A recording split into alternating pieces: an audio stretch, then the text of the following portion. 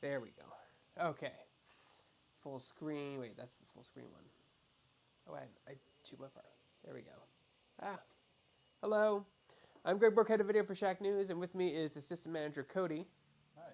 We are here at the local gaming store, The Sword and Board, and we're going to unbox a bunch of Aetherdrift and Innistrad Remastered. Well, I'm gonna like the Magic expert Cody is going to unbox these, and I'm going to be having the conversational piece in the background. So, Cody, why don't you tell people a little bit about the Sword and Board? Swordboard, we're the largest gaming store in Mendocino County. We provide different events and tournaments for different TCGs, Magic included. And also, for example, today is the release of Aetherdrift. So we're actually doing a draft tonight of the new set. So we have a lot of product and a lot of singles already for the new set. So it's just a fun place to come, gather, meet locals, and Yeah, have different yeah. games and events here. Yeah. It's just a fun place, and we like to do this every time a new set comes out, and making sure our music's still going, which it is not. Go. There we go. And so, like, I'm just gonna get up, and then Cody's gonna sit down and just talk about the set. And if you guys have any questions, let us know in the comments or in the chat or whatever. Make sure to smash that like button. All right, let's get up. Let's switch to Cody. Go ahead and sit over there. You drive. You're the Magic expert. It's your drink. I think it's picking up. His mic. Oh, I can't. Your mic? Oh, your mic is not on. Oh, Because I handed it to you, not on. okay. There we go. That makes sense. That should solve the problem. Hopefully you can hear me now. Oh, awesome. So we starting with Innistrad or Aetherdrift? What do you want to start? I mean, Innistrad's technically the older set by 2 weeks. So let's do it. 2 weeks. Yeah. Let's do Innistrad. Okay, So yeah. what is this? Is a remastered set. Talk about the remastered sets. So in remastered sets are generally a compilement of a lot of popular cards from a certain plane. So this one in particular is the Innistrad sets. It's one of the few remaining sets that have multiple revisitings of that plane. So Innistrad, a pretty popular one, especially for your more traditional like horror of like werewolves, vampires, Gothic, spirits. Yeah, Gothic horror. yeah. So anything that you traditionally would find pretty consistent with like your typical horror, it's pretty much in there. And this one having some very iconic cards like Snapcaster Mage, Avacyn, Liliana the Veil, all these really popular cards that have been played in multiple formats and also in a lot in Commander. These ones are it's a fun set, especially with a lot of new arts with emphasis on the poster art, which you're going to see some in the collector boosters for this. But this one is a fun and enjoyable set, especially with typically it caters more towards like the white and black, have a lot of solid cards. But there's other good cards in different colors as well. What does it cater to? Like Commander, like Everything pretty modern or modern? Or? modern. Like of course me, I'm being a big fan of modern, and I love the Jund, which is a red, black, green colorization, and I love Lily on the Veil in that one. It's a really fun one. There's even some cards for other ones like if you're getting a modern player, you've played Yawgmoth Sacrifice. There's Young Wolves in here, really fun one. And then you also have there's technically some standard cards in here, but with like Delver Secret's been really good, even in Pauper. You have Thing and Ice really good for Pioneer, for like Phoenix decks. And of course, Commander, you have your Avacyns, you have your Gitrog monsters, a lot of variable cards that have a lot of fun playability and everything. That's the really good part about most Master sets is that they do cater towards everything. So you could find cards from Pauper all the way up to your CDH competitive Commander decks. So, do you want to take a start opening it? Yeah. Yeah. So there's nothing like ground. Like there were a few sets that had like these monstrous cards that just shook up Commander or modern. I guess there's one very in particular card that kind of overly glanced. It's Edgar Markov. It was printed in a Commander deck originally, and then only as a Judge promo. Luckily, it finally got a reprint. It is like the penultimate like vampire deck. Vampires. Yeah. So if you like vampires, and it gives you like the best colors in vampires, which is gonna be black, white, red. And then also in addition, you're gonna have things like I guess probably move this over this way. I actually kind of like how it has. This is like a little stick that tells you like what the colors represent. If Oh you yeah. want to do themes, right? Oh yeah. For either, I would imagine for Commander. Oh, these ones are primarily for draft Oh, archives. Yeah. draft. Okay. So it gives you all the things that you can. It's good to let you do it in almost any store. If you're new and you haven't drafted before, don't really know what the themes of it. Usually, most stores will provide that as like a reference sheet, so you could get an idea where you're gonna be drafting. Like for tonight, I'll be having a couple of those. I'm gonna probably let people know that don't know the set overly too well. You just give them the information to like let them have that available. So they like, why are I'm not seeing any black red cards? Like, oh, somebody's building vampires right now. That makes Okay. sense. And new pods. Self mill. I don't want to self mill. I want to mill the opponent. Yeah. I forgot. Did they put Lab Maniac in this? No, that's a different set. All right, so you're gonna see likely everything in the set. There's no new cards. There's just only existing cards. So this one, flashback is a mechanic that's pretty popular in this set. So pretty much it gives you a second use of it. Of course, usually pretty high secondary cost on it. So this one just creates a big giant elemental thing that would I think dies on the turn.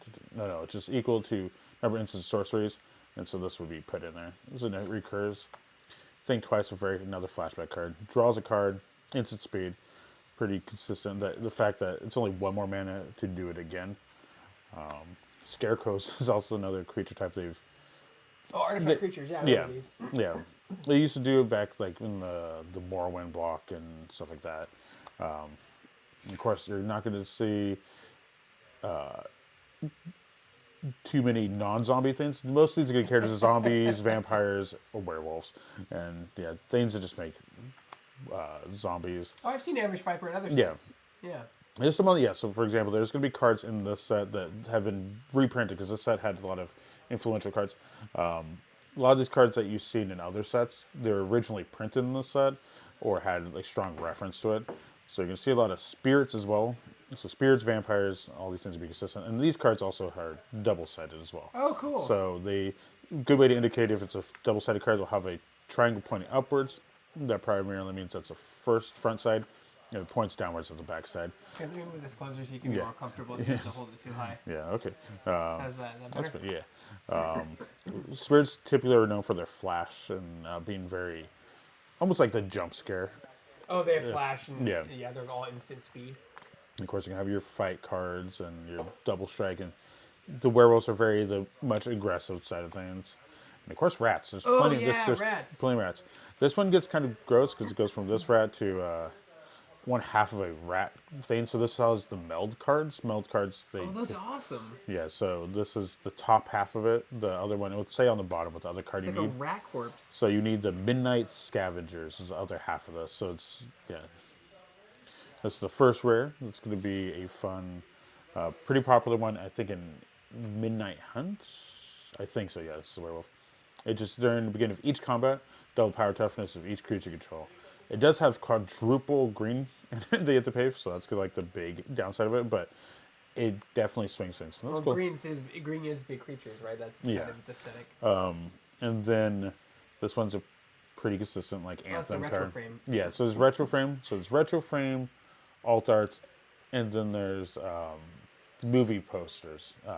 Hopefully we'll see those. I'm getting better every single time we do one of these. I'm getting better at naming with the alt art, the guest Yeah. art, the full arts, Yeah.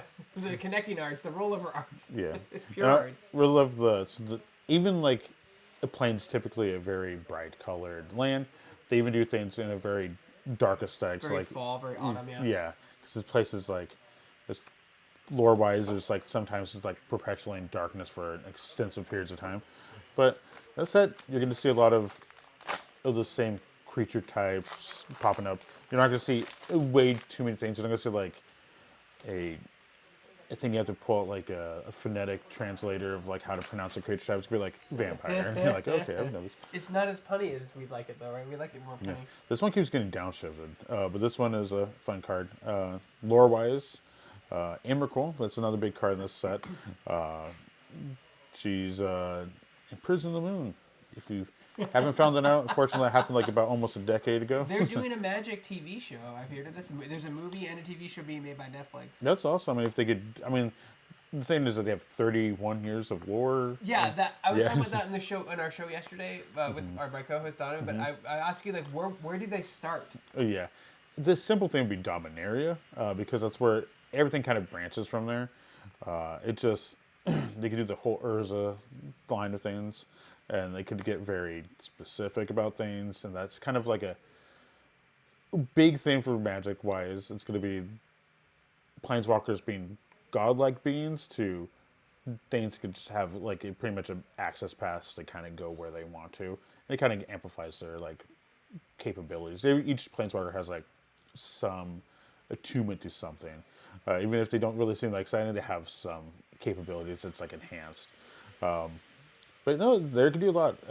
Cartoon wise, or animated show wise, if they do that, the Urza side would be kind of easy because like eventually there's these giant colossal creatures like fighting each other.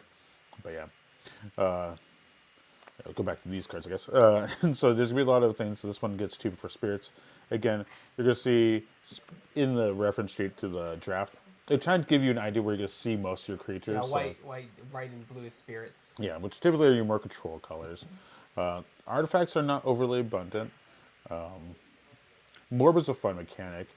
Even though it seems kind of weird to say.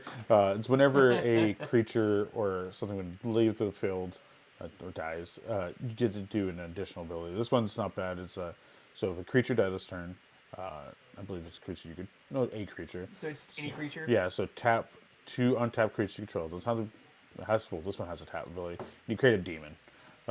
And it even says right here, activate only if a creature dies this turn. So but there's different wording though, because a creature can die or can be banished or can be Yeah. removed from game, and these Yeah. are all different triggers. Yeah, right? so yeah, dying refers to in Magic the Gathering, when a creature dies, it means when they finally would be put into the graveyard. But It's also a crime. yeah, thanks to the Western side. actually not always, fortunately. Really? Yeah, if they attack with a creature and you block with it, actually, if something causes them, like they can sacrifice their own creatures, but it's when they're targeted by their opponent. If you, I guess, murder would be a crime. Dying could be natural. Could be it gives someone a heart attack. Yeah. I guess you're busy this morning. Wow. New set yet. So Oh, this that's set right. Happy Valentine's Day. It's yeah. the release of Aetherdrift. Yeah. Gotta go fast. Yeah. Shake and bake. I mean, we get that so I could go a little bit lore about that. And goes fungus, would be fun. Fungus deck, okay. Yeah. There's actually my favorite card from the Jumpstart Foundations. They made all these new legendary creatures. One of the new legendary creatures is called Shroomus. And he's a fungus guy. It's whenever your funguses deal damage to a player, you get more funguses. And he's usually whenever you see like that looks like a generic human, it's a little bit. It's not scared. I guess that's a pretty much thing to determine what's a werewolf. If it looks like a human and they're not terrified, probably because they're gonna flip over and turn into a werewolf. Oh yeah. Or I guess in this case, if they look sinister and they kind of do nothing, they're probably a vampire. But usually, most humans are just like barely trucking along. They look like they just seen everything in life and they're kind of suffering mostly. So that's gonna be your humans. Are werewolves evil in this world, or are they? Not in particular, no. They do get heavily like prosecuted in this game though. Like there's I think a card we passed in the other one where they're literally encapsulated, not encapsulated, like they're in like the not hanged. They're being put out and they have like a silver bound like chains on them. This I mean The prejudice of the werewolves. yeah, but they definitely that's a fun card. Thinking Knight's a pretty soft card. I used to play this in one of my Pioneer decks. It's also that's cool. Oh, whoa, cool. So these are one of the showcase cards. It's not the movie poster or the poster one, but Abundant Growth is a fun, good card, anyways. It's, Wild Growth has really been printed forever. yeah. This card just also go back. This one's a retro frame. This one, the flips. Thinking Ice is a fun one. It enters a whole It's bunch. like a worm, and then you flip it over and it It's a comes out. horror and Kraken horror. This one's really popular. You use like a lot of spell slinging decks. Pretty much has 4 counters on it, and when you cast an instant sorcery, you move one, and then when you do that and remove your last one, it transforms. So it goes for a 2-mana 0/4, so you can block with it. But when it flips over, then it turns into a 7/8, and then when it flips over and it enters the battlefield, you return all non-horrors from the field back to their hand. So it's like a board wipe. All non-horrors. Okay, Yeah. wow. Abundant Growth's a cool one too. Pretty good 1-mana chant land. adds one more, adds mana of any color, but it also draws a card, so it replaces itself. So it's pretty No, it's a good strong. card. We played it all the time. Yeah, please, I played it all the time back Yeah, in the day. of course, got your fill out cards because this set has a lot of double-sided cards in it. Okay, let's order two. Off camera, if you folks are watching, Cody likes to separate the cards from like good cards to bad cards, or filler cards to good cards, and I always enjoy when it's a good card. I know it's a good card, he puts it in one pile. Yeah, Force of habit. yeah. Yeah, this set it's a fun one if you enjoy again these very consistent it's very simple thematically. You're not thinking, but like it's not hard to grasp your head around this set. I think it's the future of our economy. Yeah, rally the Pistons. Rally. Oh no. Zombies do get. I think they're more enjoyable in the blue color because there's technically two. It's a brother and sister that they kind of like butt heads with each other a lot. And of course, you have fun words like Trisca de la What is Folia. this? What the hell It's is that? the fear of the number 13. So if you look at this, there's a whole bunch of 13s everywhere. Like there's like 13 this. So beginning of every choose one. Each player's life becomes exactly 13. Then gains one life. Each player loses 13 life to get. So it's just a lot of 13. They do that. Oh, let's go group.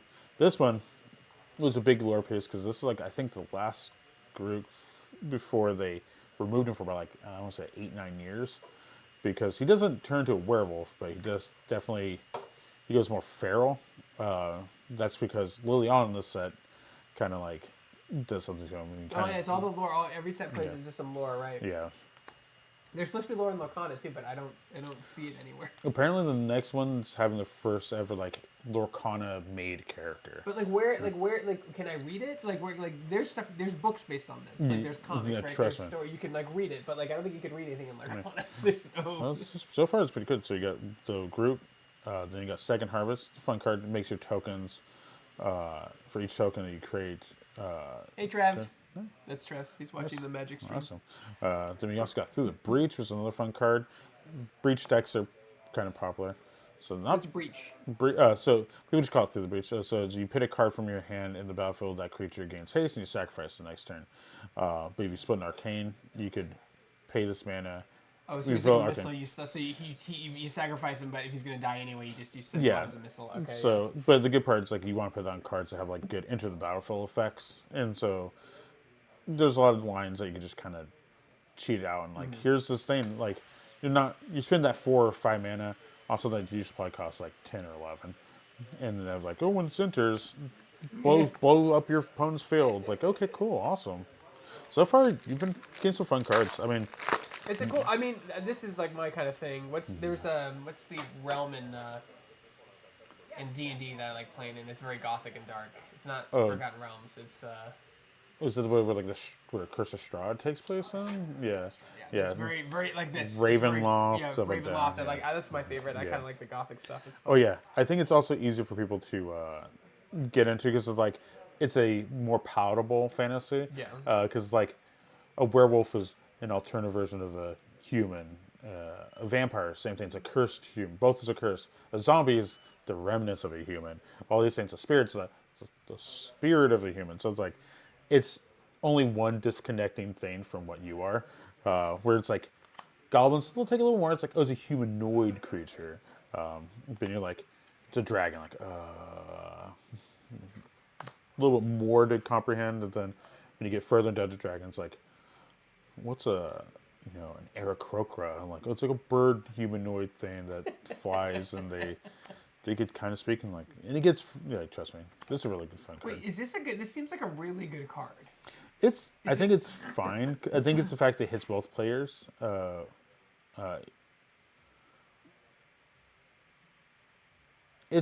think it's very situational. There's definitely decks you can build around the number 13. Oh, yeah. Okay, I see why. Because it has to be on the board so the player can see it coming. You can't just be like, bam, 13 life, you're dead. Yeah. Okay, I see why. Yeah. So, also this set, or the previous set in Foundations was a setter of, so they use these like enchanted borders, I guess, to make enchantments look more consistently visually. Enchantly. So they did this thing which has this like very sparkly thing, which is interesting because this is what they added in Theros for all the enchantments because they had these Nyx aesthetic things. But they decided to put that on now every single enchantment. Ooh, ghost. Is he a ghost if he flips? This one, most likely. So if you know you have blue, goes for typically. So werewolves are not blue, vampires are not blue, Yeah. but spirits are blue. So let's see what happens as human.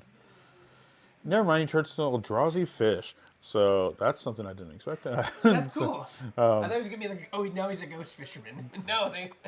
No, they. So I guess yeah. At the not the last, but the second revisiting to Innistrad. Yeah. That's a fun card. An Eldrazi, a very powerful thing from the Zendikar set, breached over there and became like a very like key factor to like what kind of drew the story. But essentially, it started affecting everything. Even like killed a good chunk of the angels there because they kind of got corrupted into like these different beings. The rest of the packs are fun. And this one's a fun card. It's especially there's a lot of things for like so the things that care for like so red blue is more the flashback spell slinging colors, and that's just natural in like Magic just in general. But this one they definitely paid off cards that like do more damage for each time you cast a spell. Things get stronger when you cast a spell. Things get cheaper when you cast more spells. Yeah, you're gonna start seeing like more consistency with like cloud cards. Also, if you see like a blue wizard or something like that in the set, they're pretty much like insanity is very common in this. Where like Oh, like Call of Cthulhu. yeah, When it, oh yeah, which I think that's why they probably added the Eldrazi's because it kind of give that like Lovecraftian like eldritch horror. Yeah. I mean they're called Eldrazi, which has like almost the word eldritch in it. I'm still waiting for someone to do like Eldrazi horror like correctly. I think there's been a few attempts, but it's not been great. There's a Frogwares game. Did you ever play The Sinking City? I've heard of that. Yeah. That's good. These lands are actually pretty Ooh, solid. nice. That's a pretty land. Yeah, these ones are.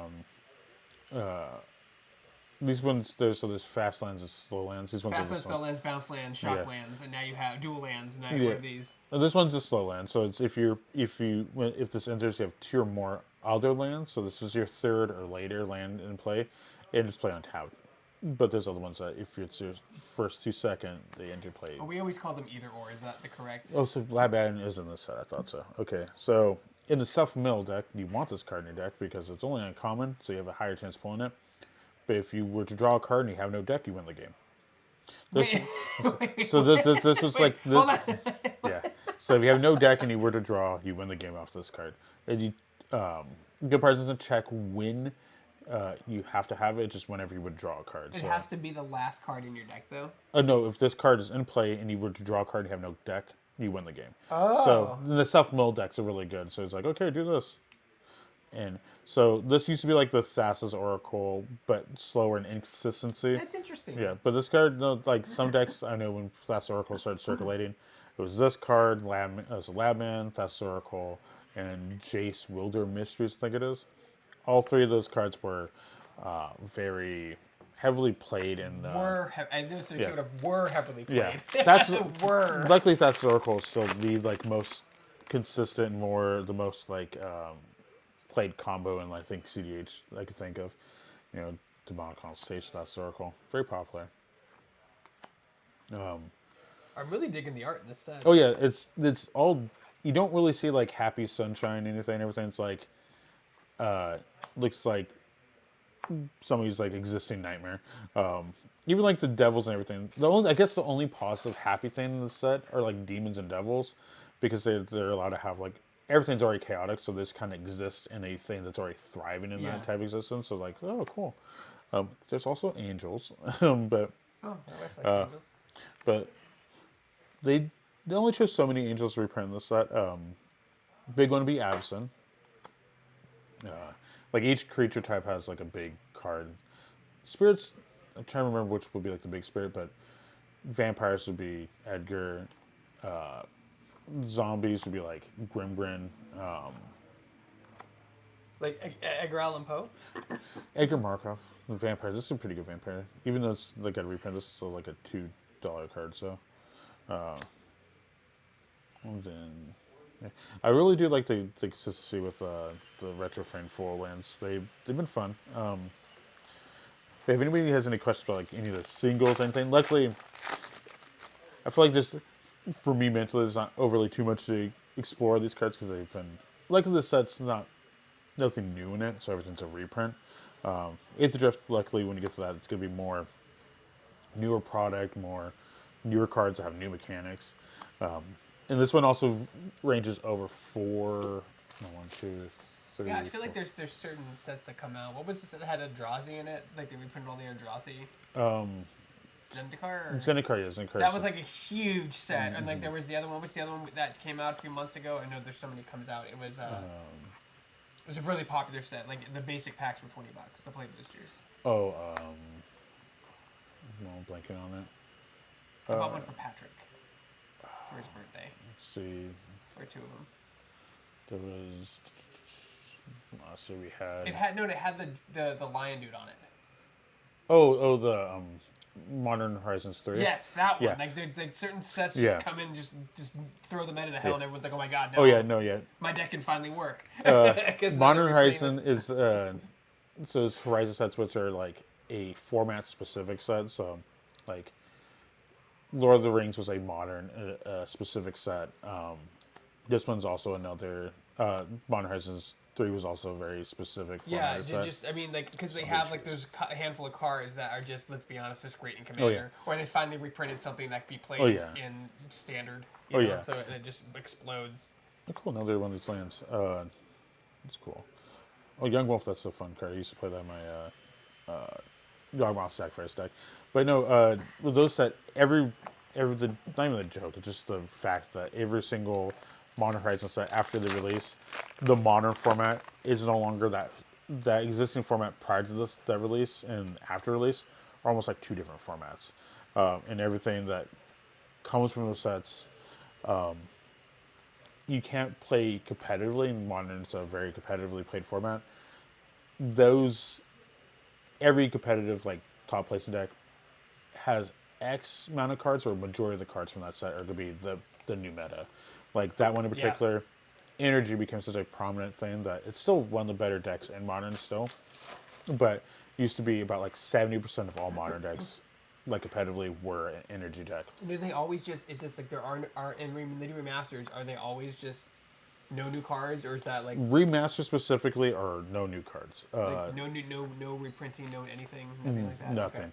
Okay. What is this Horizon sets, those injected sets that kind of elevate a format, those ones are allowed to have new cards, and with like a very small reprint. But yeah, it all varies on like what the themes of it are. So there's standard sets are legal in pretty much everything. The Horizon sets are. Never mind. Hey, all right, we got a bot. Yeah. I mean, does that really? That can't actually work. I mean, Possible ban evader. yeah. I like that. Will I you never ban seen. him, please? So I click something. I think you just click his name or right-click his name. Oh. No, just click his name, I think. Oh, never mind. We already got it. And TJ's doing it for me. Thank you, TJ. Yes. I don't. That can't possibly work. Like, I mean, I think about like my dad falling for scams and emails. Like, your account has been hacked. Please click here to log in. Like, you know what I mean? I'm just like, first thing I do is check the email, like to see if it's a legit email. And usually it says like .new Microsoft or something. It's never just at Microsoft. Trust me, I like a lot of our social medias are ran through my phone. So like on Instagram, I always get the thing like the Meta support team wants to contact you, but I'm pretty sure if they want to let me know, they would just do like a push notification, and I wouldn't have like the option to like check it, and I always ignore them. My favorite thing though is like 4 or 5 hours later, it won't say Meta support team anymore. It will say Tim Johnson, and I'm like it's got to work because they keep doing it all the time. It's got to work on some of the times. This is another one of this is the bottom half of a card. Oh, cool! That's pretty cool. The top half is a land. If you find it, it'd be cool. Retro frame of the vampire one. Yeah, Okay. retro frames are fun. I think my favorite thing is I love the retro frame foils, just because they have even the old Magic little shooting star on the bottom of it. But yeah, everything just like in the set just so dark and not. Very Castlevania-ish. Yeah, oh, Like, yeah. I loved. Yeah, if you ever played the, there was a 360 game, not Symphony, it was just called Castlevania. God, what was it called? It was a 360 game, and Yeah. people didn't like it, but I thought it was fantastic. I mean, their music and the visual aesthetics are really popular. I mean, talking about Castlevania, in Innistrad, I mean, it is Castlevania. yeah, That's basically what it is. in Midnight Hunt, there's a planeswalker named Soren. They had a one specific art. The artist that drew the alternative art for that one was the artist that drew Symphony of the Night cover. So they've got some pretty cool like artists. Like they've got for different sets they have. What's the one of them they had? They had the artist from Fist and North Star do an art for one of the Planeswalker the Kamigawa set. They've also had the person that used to do the Metal Gear covers do one like cards for like a ninja. Man, artists. I mean, the struggle. And it's still real, even if you get a gig like that. Like I was interviewing. This was years ago, PAX like 2016, 2015. Back when Valve did that card game that failed. Remember that card game they did, the League of Legends card game? Oh yeah. But like, I was talking to artists there that had literally the person that like designed a Teemo, like you know what I mean? Oh, And yeah. It was just like, yeah, do you have any work? I was like, how do you design a character like that and not have Yeah. work? And there's contracts, man. Yeah. There's contracts. Spell call. This is really actually pretty good. You would typically play this in like a spirits deck. This one's really fun. It just when it enters as flash, like I said earlier, they had flash. This one, if a card costs 4 or less, is on cast. You just flash it out and you put it underneath it until this card leaves. Oh, nice, cool. So- Is it good for commander or just? It was played a lot in like modern. Back when there was more kindred tribal decks. But this card, it's a pretty popular one, especially if you play spirits. Do you like their specific foiling? You can see like the Oh shoulder yeah, piece. yeah, the shimmer. Yeah, I can see. Yeah, like the lantern shimmers and the thing shimmers. That's kind of cool. I definitely like that about Magic when they do put a good amount of effort into their foils, where they do specific things are full, certain things aren't. So it gives like more emphasis on like how the card's supposed to like the art's supposed to be portrayed on it. Dude, zombie bear? That's rad. Sorry. Yeah. Look at Oh no, some- there's a lot of The only weird things you see creature type wise in the set, you'll see like zombie this zombie that, or. But a lot of the stuff is going to be typically low costed vampires, and then if you start seeing like higher costed vampires, they're usually going to have like some unique mechanics to it. But It bugs the crap out of me that you Yeah. never see like I've always wanted to do a spider back, but all the spiders are in green, and I never understand why. Like, why are the rats in black and the spiders in green? Why do we have any spiders in black? I think the main reason is because the idea with earlier Magic for spiders is that what do spiders do to catch a lot of creatures, and what if you're making a giant thing? What would a giant spider most likely catch? It would be a bird, so it would have reach. That's again like the streamlined thinking. It's like, well, it's going to probably catch flying creatures. At the time, the color that had the identity of catching flying creatures was green. It's green. So But they're also poisonous. yeah, so and then also Death Touch has also been associated with both black and green. That's why they had that Viper, which was a Yeah. green thing. Yeah. So color-wise and aesthetic, or not aesthetic, color-wise and identity-wise, it caters more towards green, and I think that's why. But they Okay. have ventured further into green-black. So they've had made green-black spiders a lot. This is actually a really good card. This gets a lot of play in different formats in Pioneer. Oh, and it's common. Oh yeah, and it's really strong. So this one, the reason why you look at sets, it's 1 mana, 1/1, not that great. But you see down here it says this different stat value, and also has a triangle here, which it flips. This one, at the beginning of your upkeep, look at top card of your library. You may reveal the card if it is an instant sorcery. If you do that, this 1 mana, 1/1 then becomes, and also you reveal it, it turns into then a 3/2 flying. Oh So- wow. Okay, yeah. So the good part, you turn one of this out, get to look at the top card of your deck, It was instant sorcery. and you reveal it, then you just automatically have a 3/2 flyer on the field. That's pretty cool for on turn one. Yeah, that's Yeah, very aggressive. and then yeah. because transforming stays on the field, so it just goes like this. That's And- pretty aggressive for blue too. Blue's usually not that aggressive. Oh yeah, I know if you get a retro frame foil, that one's like $13.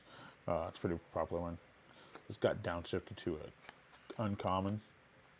It's exile creatures and all creatures that share the same name. This one definitely fell out of favor primarily because Commander is the most popular format, and you're not allowed to run too many of the same card in your deck. Yeah, right. You're right. You can run, but although they know there's ways to get around it, we talked about that. There's other cards that do the same thing, but there's name different, so you just put those in your deck. Oh yeah, How many different diabolical tutors are there? And there's like 4, right? That do almost the same thing, yeah, right? So you can have yeah, almost a full playset of that in yeah, your deck. Yeah. yeah. Conjure Closet. This went down a decent bit, but it's a really popular one, especially for the Oh, it's a flicker beautiful decks. card. Yeah, they even made a borderless one, smells pretty too. This one is at the end step you exile a creature and return back to field. So if it had like any like negative enchantments on it, realistically the reason why this card's so fun is if you have cards that have like into the battlefield, do something. This one you get to do at the end of each of your end steps. So you just get to re-enter. Enchantment?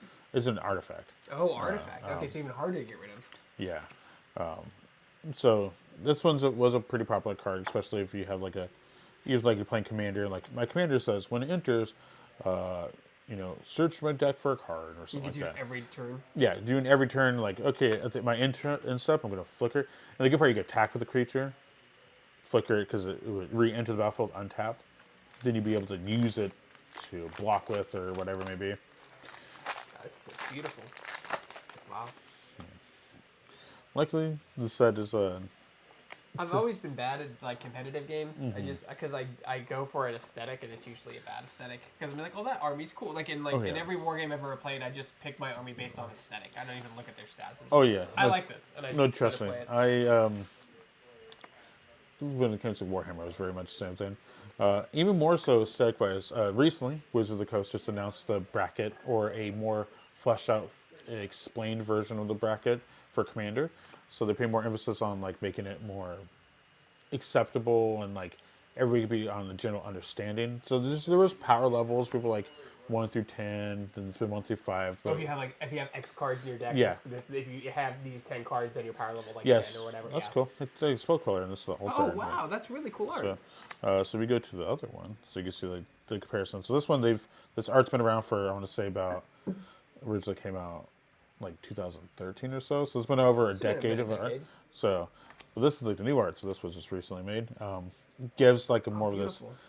these like wispy but dark colors, but you can also see like the the spirit that's there. But no, instead of being this like it still has the lantern, so like they always pay homages to like the original art, but they also give it like a new like aesthetic. I think the Get Rog monster from this one has like a really, it gives like a proper feel to the card.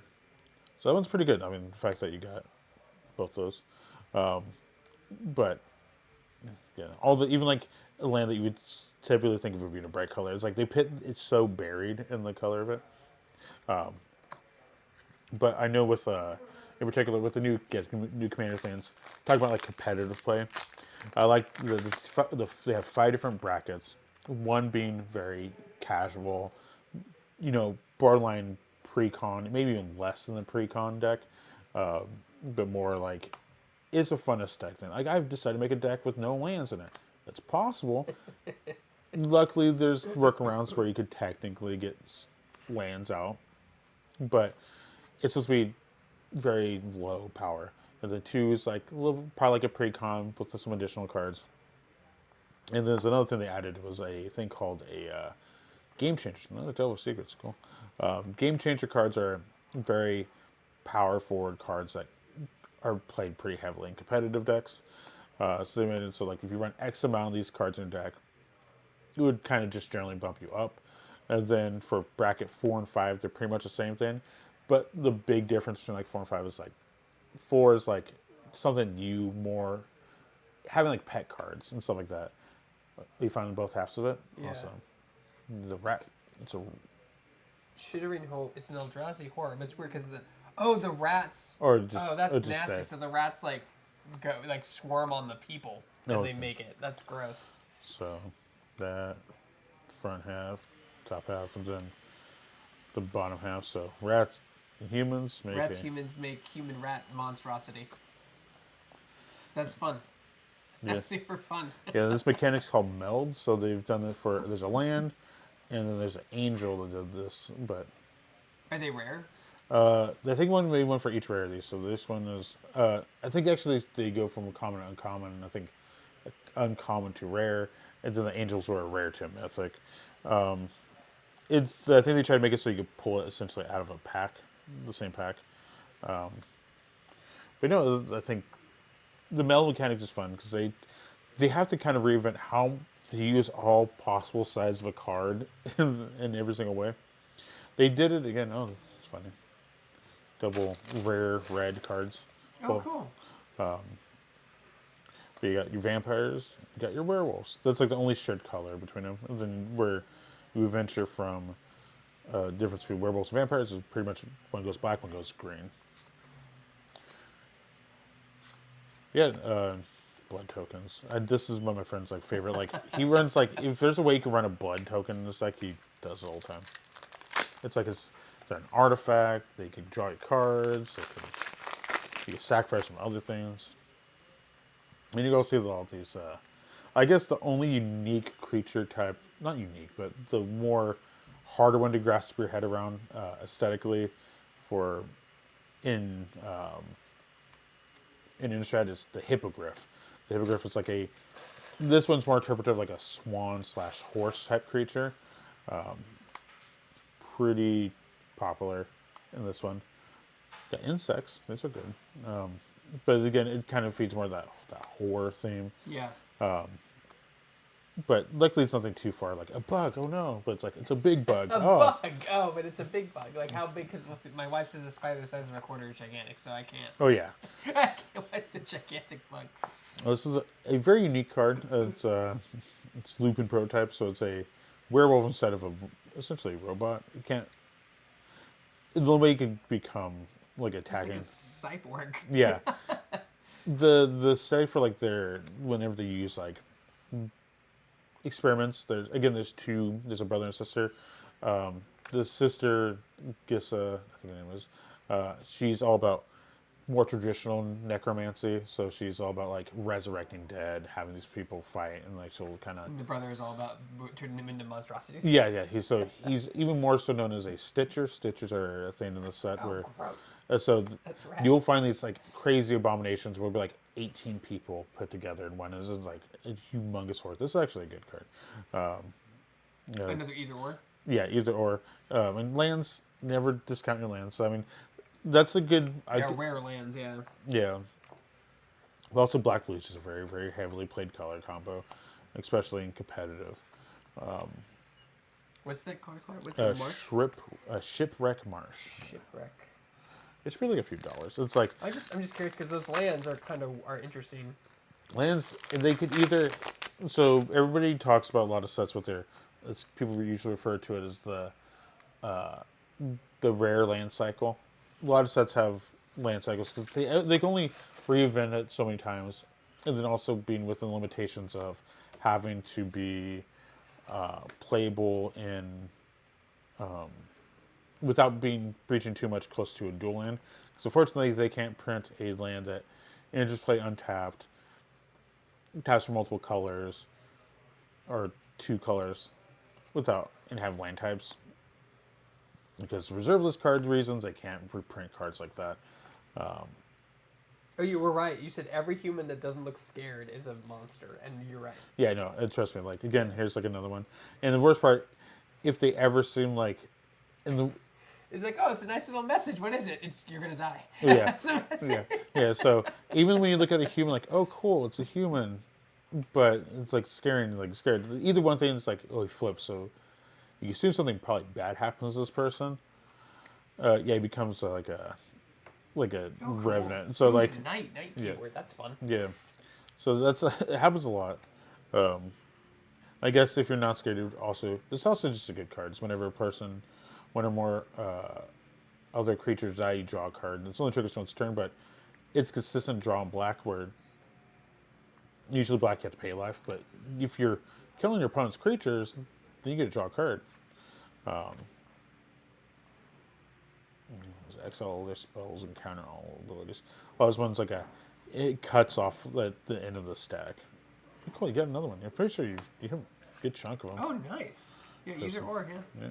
Face of the moon. Yep. Oh, I have to go move my car. Because I parked in the hour spot. Yeah. I mean, I would say park behind Casey, but the problem was Alex might come Alex in. is gonna come in and be like, "Oh, I didn't realize that there was a car there." Yeah. Typical. I'm moving this. Keep doing. You just keep doing Yeah. your thing, and I'm just gonna move it across the street. Oh yeah. But yeah, again, this set's it's a fun one. Primarily because you get so many. If you like vampires, these very popular creature types. I've seen a card like this before, It's been around for a bit. but it's been called something else. Zombify? Is that the one? There's I'm a thinking lot of cards. So there's cards that return themselves from the graveyard a lot, or back to your hand. There's like resembling skeleton, shambling skeleton, Zombify. yeah. So there's all these things. Okay, I'm right back. I'm just gonna move. I'm just gonna literally repark it somewhere. Yeah, awesome. All right, so yeah. Of course, if anybody has any questions about any of these cards in the set, fun one. There's one the Hippogriffs was talking about. They're very like swan-like in the set. Master is a fun card. All creatures have haste. It's pretty fun, because especially if you want to enable like aggression. Usually for Fervor will be the comparable other card, but that makes it only specifically you. Also a lot more mana. You got Motion Wanderer, and then that's pretty much it. Also the cool part, almost every single token in this set are double-sided, which I'm happy for. Because and inserts are nice and all, but at the same time, it's good to have just, especially in a draft and stuff. Like, does anybody have a zombie token? And there was like, oh, I have a thing that tells me about Friday Night Magic. It's good to have like a thing that's more useful in the moment. Also, is another thing we could talk about in Aetherdrift moving forward, the future, the next set. Some cool, there's interesting new changes we decided to move forward with. But yeah, if you're a big fan of Innistrad, the set's been pretty popular. And of course, we're hoping to pull some of the big cards like Emrakul, Avacyn, Edgar.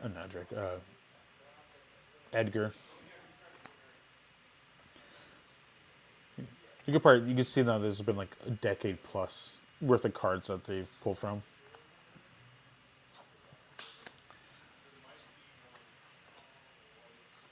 The good part, we also, after this, we do have some collector boosters, like 2 collector boosters we can pull. We're going to open after this, and that's going to be fun.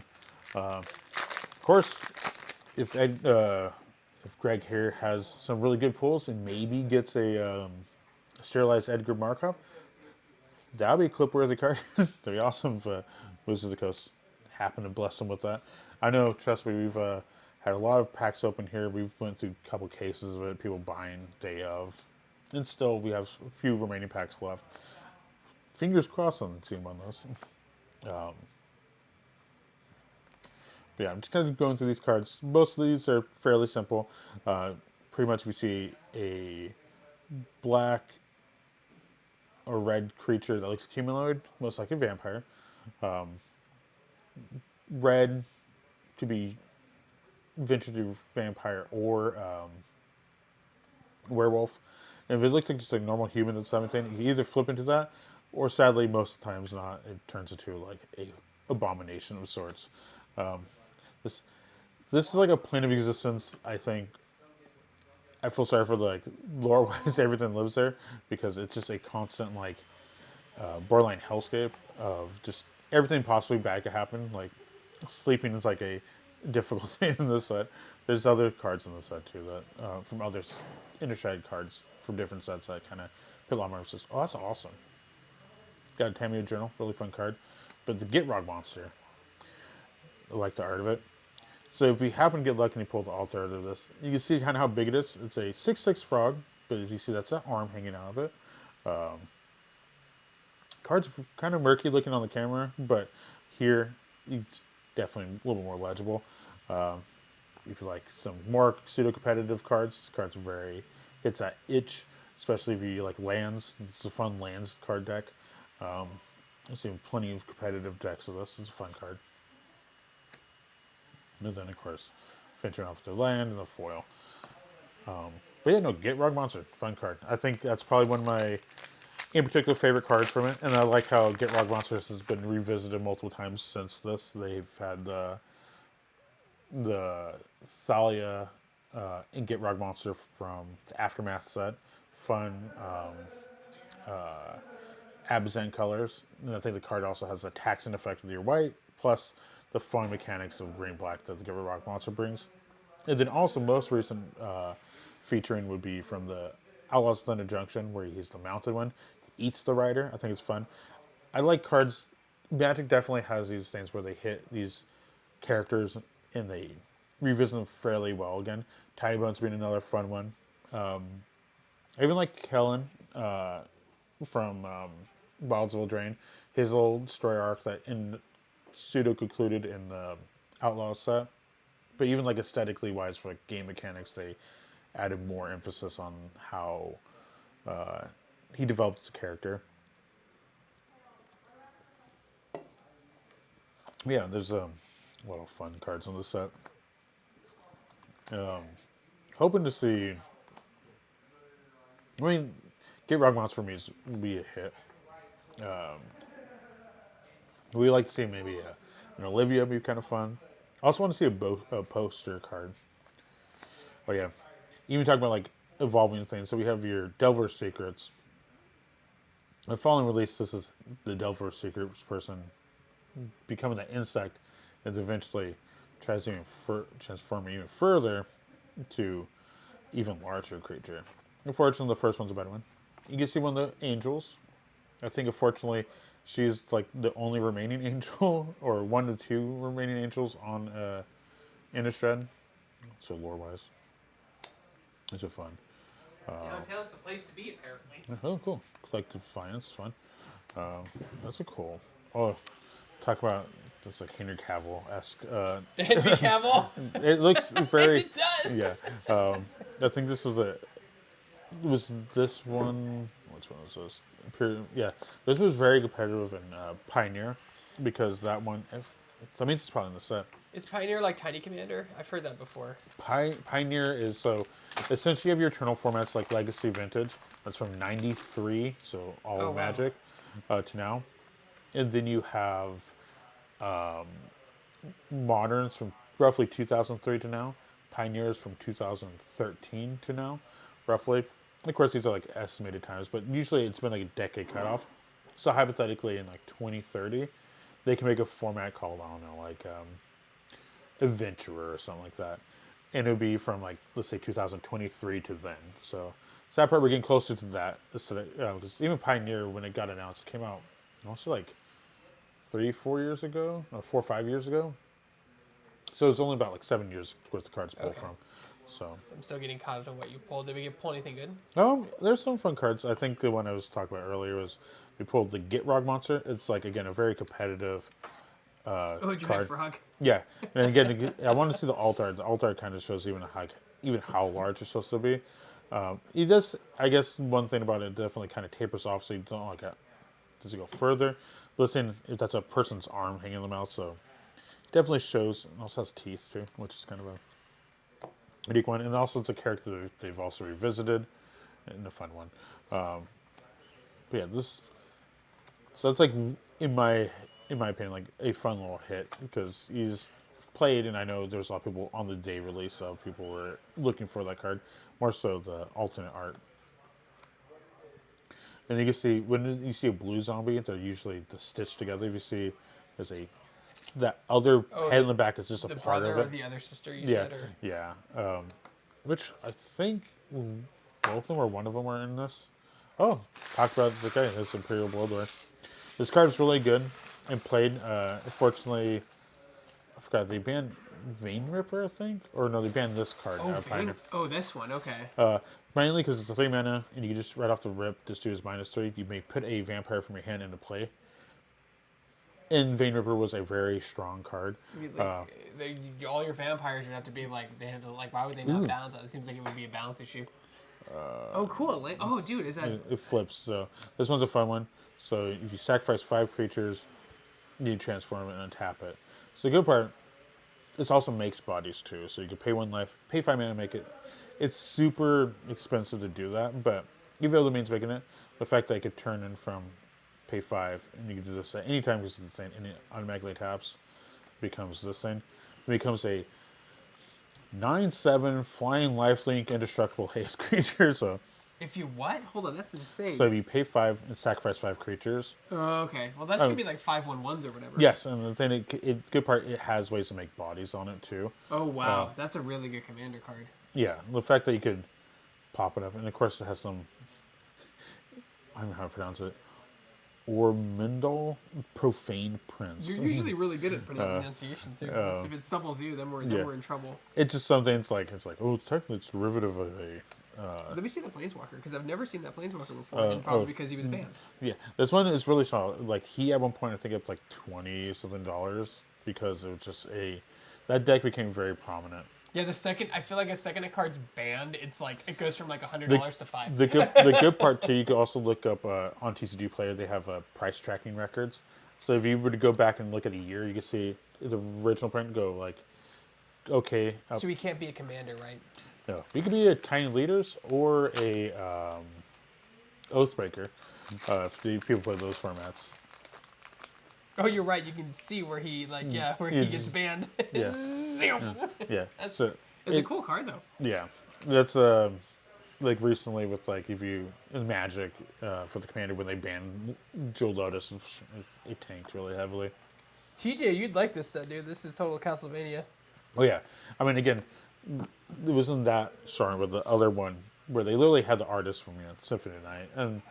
Was it Liliana, Dreadhorde General, and War the Spark? Oh, yeah. Was I called her Lilith on the live stream. I'm gonna think I'm not popular because people would just eat me alive. Oh. He called Liliana Lilith. I'm like, dude, it's the same. It's based off Lilith. Come on, man. Yeah, the only person I think you would technically have to feel the scorn of locally be Alex. That's his favorite planeswalker. He has like every version of her. He's, I think, the first person ever in Ukiah or even Minnesota County to have a full playset of full versions of her when she first came out because they were like $100-something each. He's a really big one. This is the only interesting card. This is the only standard card I think, or outside like only standard rare that's printed in this.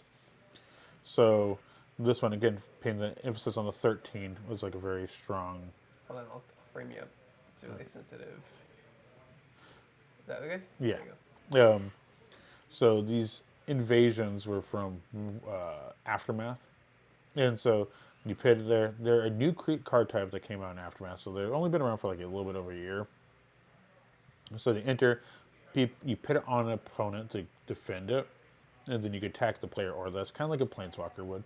But as soon as this would hit 0, then it flips over to the whatever this is. So it turns to an enchantment that has, whenever it enters, create 2 zombies, and you can pay 3 mana, exile target card from a graveyard, and you create a zombie. So it's okay, but unfortunately, it's some of the better ones are like. Oh, gross! They become zombies. Oh, nasty. That's cool. So there's a lot of fun cards in this set. That was the only weird one because again. Does this go in the bad pile? Yeah, it's okay.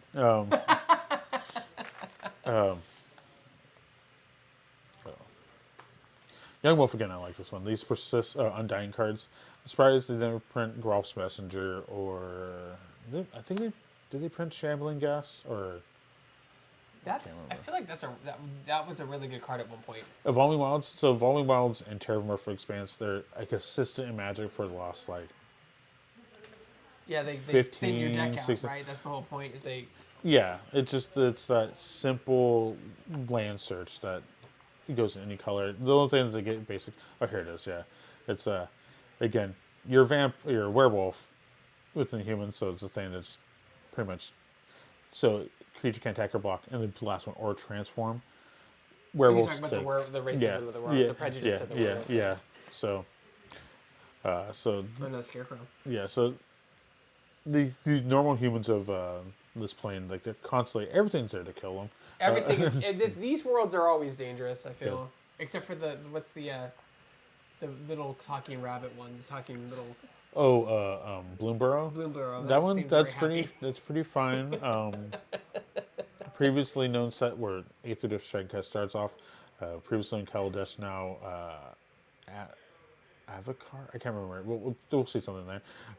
That one's fairly pleasant. It was a very prospering plane, primarily because one of the things they try to do is invention. So the biggest thing you have to do is worry about is people just being pretentious. So, which some people say that could be worse than having to deal with a daily vampire werewolf. Somebody very up their own. So that one's like an okay plane. Outside that, everything kind of else has it's pretty rough. I guess technically Strixhaven, but that's just the school. I forget what the actual plan. It's like called like Lorehold or something like that. Oh, spontaneous mutation. I feel like that's a card. I've seen cards similar to that. This card is disturbing. Oh, whoa, gross. So gross. I'll say, make sure. Okay. I just got the press release for Magic the Gathering. Like, it's officially out. Aetherdrift Yeah. is yes, and we are doing Yeah, Aetherdrift. I know. So. I was just, I think that's why my phone was vibrating. I'm like, Tragic Slove's a pretty iconic card. It gives a creature -1/-1 for 1 mana. Or if a creature die, it gives a -13/-13, which kills almost every. It kills by like 98% of every creature in the game. So if one of 8 creatures died prior to this, or you like, simple as like sacrifice this creature, get a mana. Oh, I'm gonna get it for black. Oh, Trigger's Morbid. Your Blightsteel Colossus is saying that would technically one-shot kill you. I kill it, but it's indestructible. It gets around indestructible. That's why. Oh, does it really? Yeah. So technically, Magic, if a card is a 0/0, it doesn't matter if it's indestructible. People use the phrase, and it can't exist. So like, it's like, cool, you could be this amazing being, but if you literally don't have a body or anything to purchase, if you're in the negatives at that point, you just can't exist. You're like, oh, cool. You phase out. You don't Yeah. destroy. You phase out. Or You're whatever. just like, you're just at that point now just an idea. Tangible Virtue, really good for token decks. Makes all your tokens have +1/+1 in vigilance. This guy that turns to a fish and a spell queller. Spell queller, pretty fun. That's right way. I'm hoping. Let's go. You actually pulled that card and it has a signature on it. Oh, the wild growth. Yeah, wild abundant growth. Yeah. There's so many different growths. Like Wild growth. they Giant growth. Abundant growth. we have to think.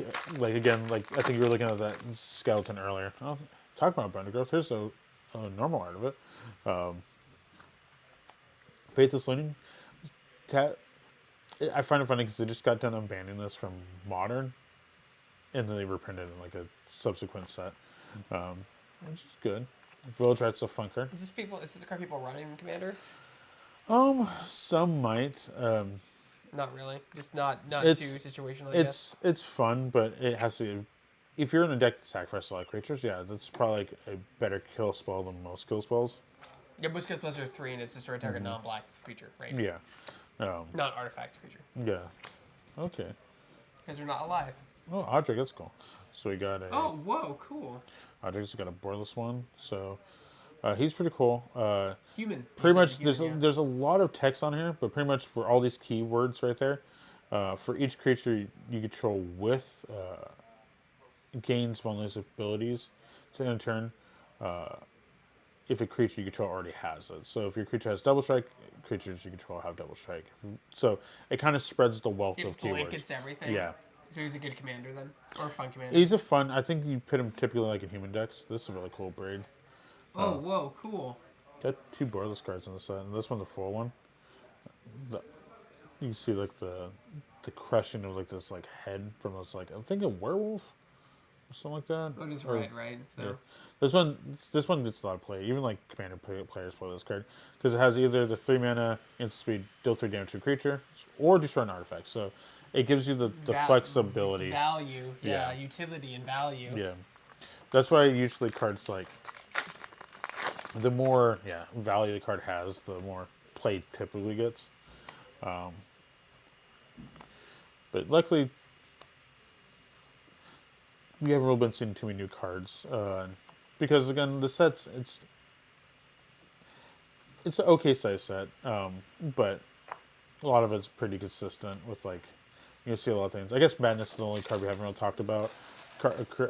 Madness is when you go to discard it, exile it, or something like that, and then transfer from your hand or deck to somewhere else,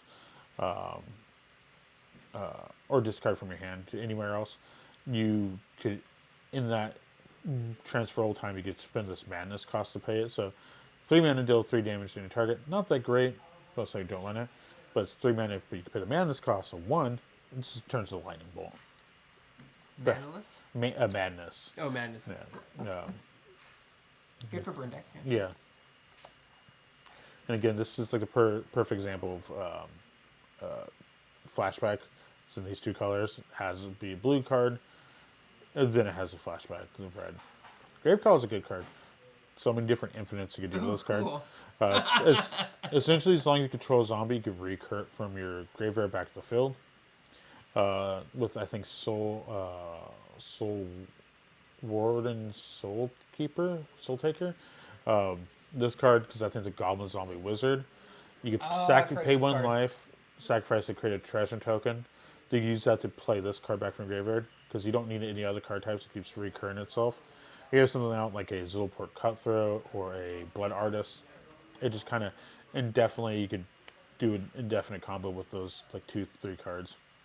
Well, when you say the word infinite, that means that it's broken, so it's probably banned, right? Luckily, the more typical infinite bans are infinites are. I think infinites are cool, but usually, if it's a card combination, just wins you on spot. I think it's more troublesome, and more people usually get more iffy about. Again, like that Thassa's Oracle, Divine Consultation combo is really. It's not banning anything, it's just very annoying. And of course, anybody that plays Commander. Good man in Delver's Secrets. It's good. It's like good for like starting like a Pauper deck. This card's also got a lot of play in Modern Pioneer for Red Black Sacrifice. Blood Harvester. Yeah. Of course, you use fun. Which is the zombie card? Which one? This one. Oh, that one. Yeah. Gravecaller. Yeah, it's pretty fun. I think you're only missed like 2 of these One lands. cost for 2. Oh, Jesus. Yeah, and you can't block. That's like the only downside of it. But the thing is, there's so many decks that you just let you recur it. And of course, if you have like, there's a card I don't think they put in the set, but it's called Rooftop Storm. Rooftop Storm is a fun card. Essentially, it's a blue enchantment that costs like 5 or 6, and it makes all your zombies 0 mana to play. So you just, as long as you have a zombie, you can keep recurring it. That was a combo if you ran like a Grim deck, and let you essentially do indefinite sacrifices and recurring it. Yeah, no, this set's, I think it's super interesting. Yeah. But Did this set, I guess every story is different, did it sell well, like when it came out? Oh no, it sold very well. We actually like, had. Oh, this is actually a good. Is card. it like the D&D collective boosters where they're just garbage? No, this one, no, because, so, we're hoping, if we finally get those collectibles packs, if you get a serialized Edgar Markov, which is the only, like, serialized card in that set. Oh, I'm not going to get a serialized card. If you do, though, that one has been consistently selling around for $3,500. So, there's something there. There's also a good card here, too. This cool. Temple Mastery. It takes an extra turn after this, and you exile it. It's 7 mana, take an extra turn. It's not that great. It's a big set. Yeah. Because I'm only pulling a handful of these angel cards and rack cards. This is the first card you drew this turn. So Miracle's a cool card type. So Miracle, if it's the first card you draw this turn, you can cast it as you draw it. Oh, great for art. the Miracle cards. Great art. So this one is 7 mana, take an extra turn. Not bad, good. But if it's the first card you draw this turn, or you set up to your turn prior, 2 mana, take an extra turn. It's really good. Pretty solid card. Yeah, temporal don't mess with Time Wizards, dude. Time Wizards can mess you up. Yeah. I'm indestructible. I just went out. I killed your parents. What? Yeah. Then he phases out of existence. I win. Yeah. Look at me. I win. Braden, another good card. Yeah, this set. Luckily, most of this is going to be pretty simple to go through. We only have about 8 more packs after this.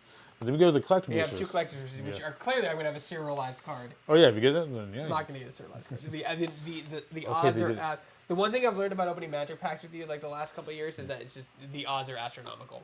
Oh yeah. You're ringing your slot machine. You're ringing a thing. Yeah. For specifically this set, there's only 500 serialized Edgar Markov, so This one's a really cool one. This one is the meld cards. Yeah, so this is the mythic one. There's a rare version because that's the Oh, top half of her. fucking, that looks something out of Final Fantasy. It is, yeah, yeah. This is it becomes like was a an angel Eldrazi horror. Um, so Bro, yeah. So like it's a good card, and then like it merges with like a devil version of itself, and Yeah. it becomes that's the guy from Akira. Because yeah, yeah. So again, when I say most of the most of the oh yeah, damn, $18 card, no, pretty yeah, good. That's a good no, yeah, pull. yeah, because her other half, which is Bruna, is the rare, which is much cheaper. But yeah, no, that one's it's pretty That's a popular good card. pull. That's Yeah, a good pull. it's like one of the big angels. I still like to see an Avacyn or an Edgar. That'd be really cool. But yeah, it's a pretty fun one. I think with all these things, there's a lot of neat cards.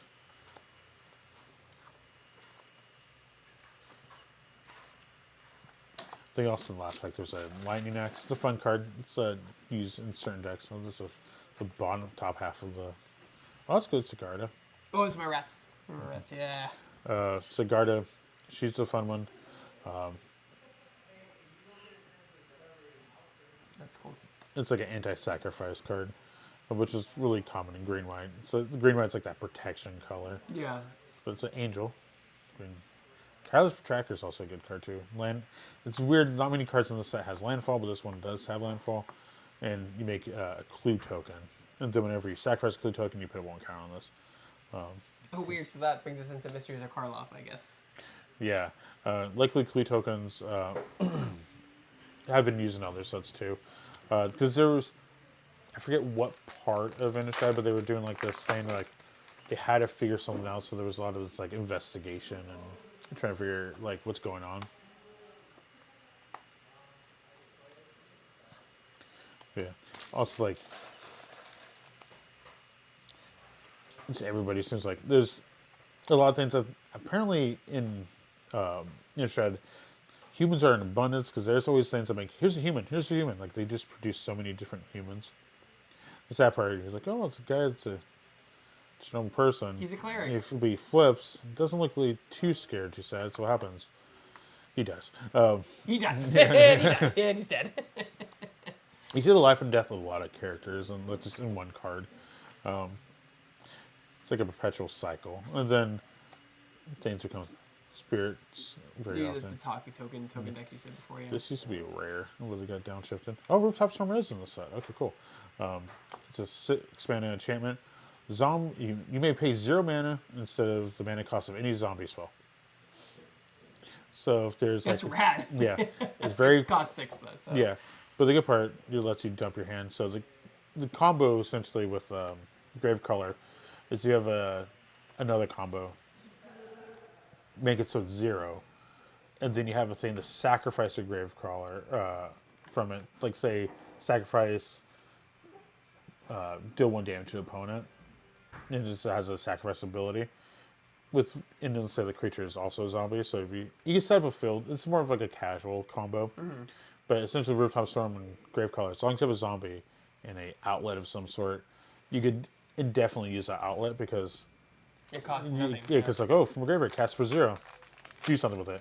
Cool, goes back to graveyard. Oh, cast for 0. I'm going to do this, let's say... Do you concede? I'll keep yeah, doing it until yeah, you concede. yeah. Well, the good part, likely Magic, as long as you can perform a loop and your opponent can understand the loop, and then you can just say a number, and that's how many times you execute it.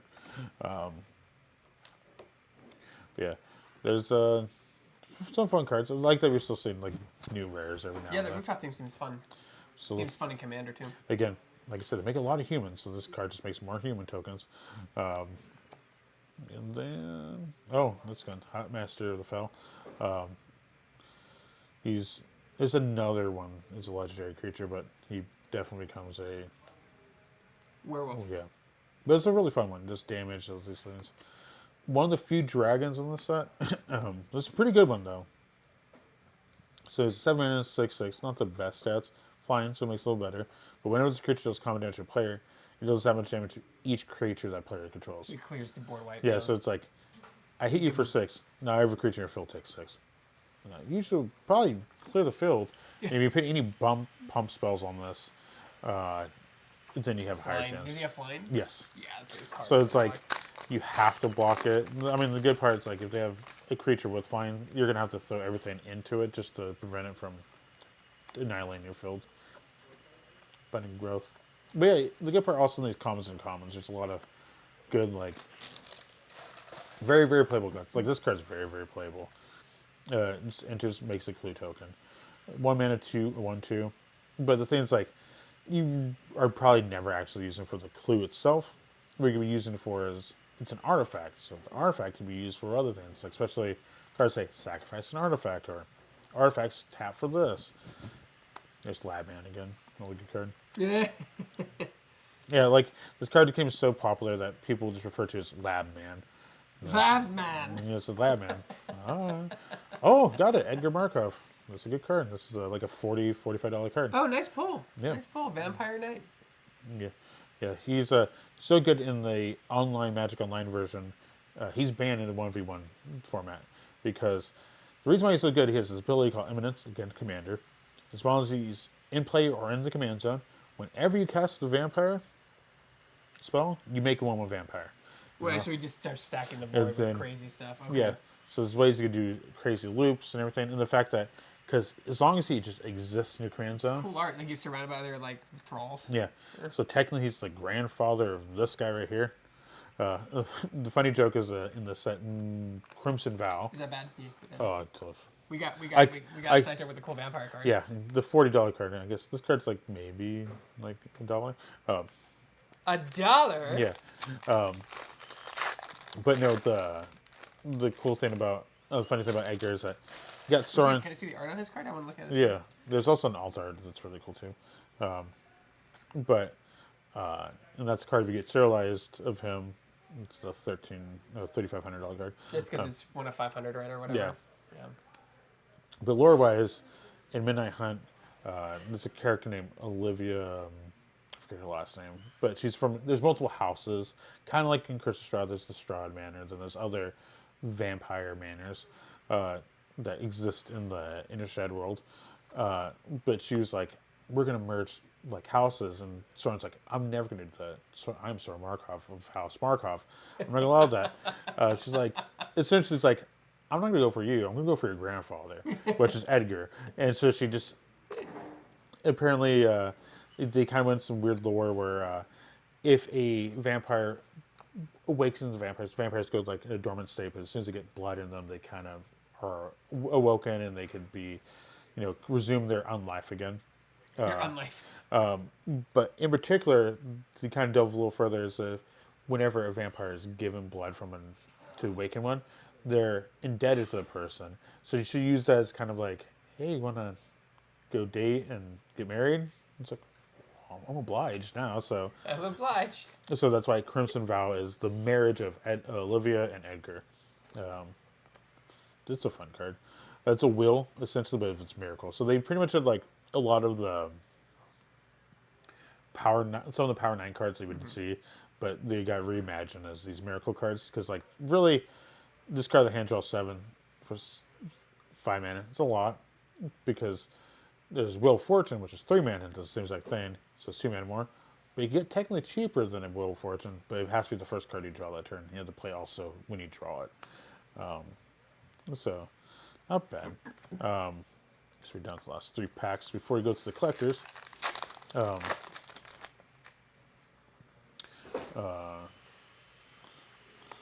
Yeah, there's. Oh, you just said that. Yeah, that's what you were talking because of the. Yeah. It's hard to see the art that you were just talking about. Like, yeah, okay, yeah. So that, like what actually it's a little bit of the card for it. So that's Olivia giving the blood to Edgar. This again. With that being said, this is just all in one set. It's just fun. And then, which means in the future, if they ever went for the future shows and everything, they have so much stuff like they could expand on anything. And each set has like so much. Oh, that's a really good card. Necroduality. It's whenever a non-token zombie would enter the battlefield, you create a token of it. So any big zombies, you get double the zombie tokens. But yeah, Olivia, she she has a lot of. She's like the head of a manor. So. How do you find all this out? Like, you read all the books? I'm guessing there's like novels and stuff like that. There You was, read, or? so luckily, I think it's called MTG Stories.com, which has little articles. There's books. There's also the card kind of tells stories. So if you play a set and look through releases, they used to do different things. Like they would have like the Planeswalker symbol on the back of the text box, but also the cards kind of unveil that story. Right. And there's a lot of these variable things that in Magic that you could gather more information. There's also a lot of good YouTube videos that kind of like break it down and give you a synapse of everything, so you don't have to read the pages and pages of stuff. Because Magic players generally don't like to read too much.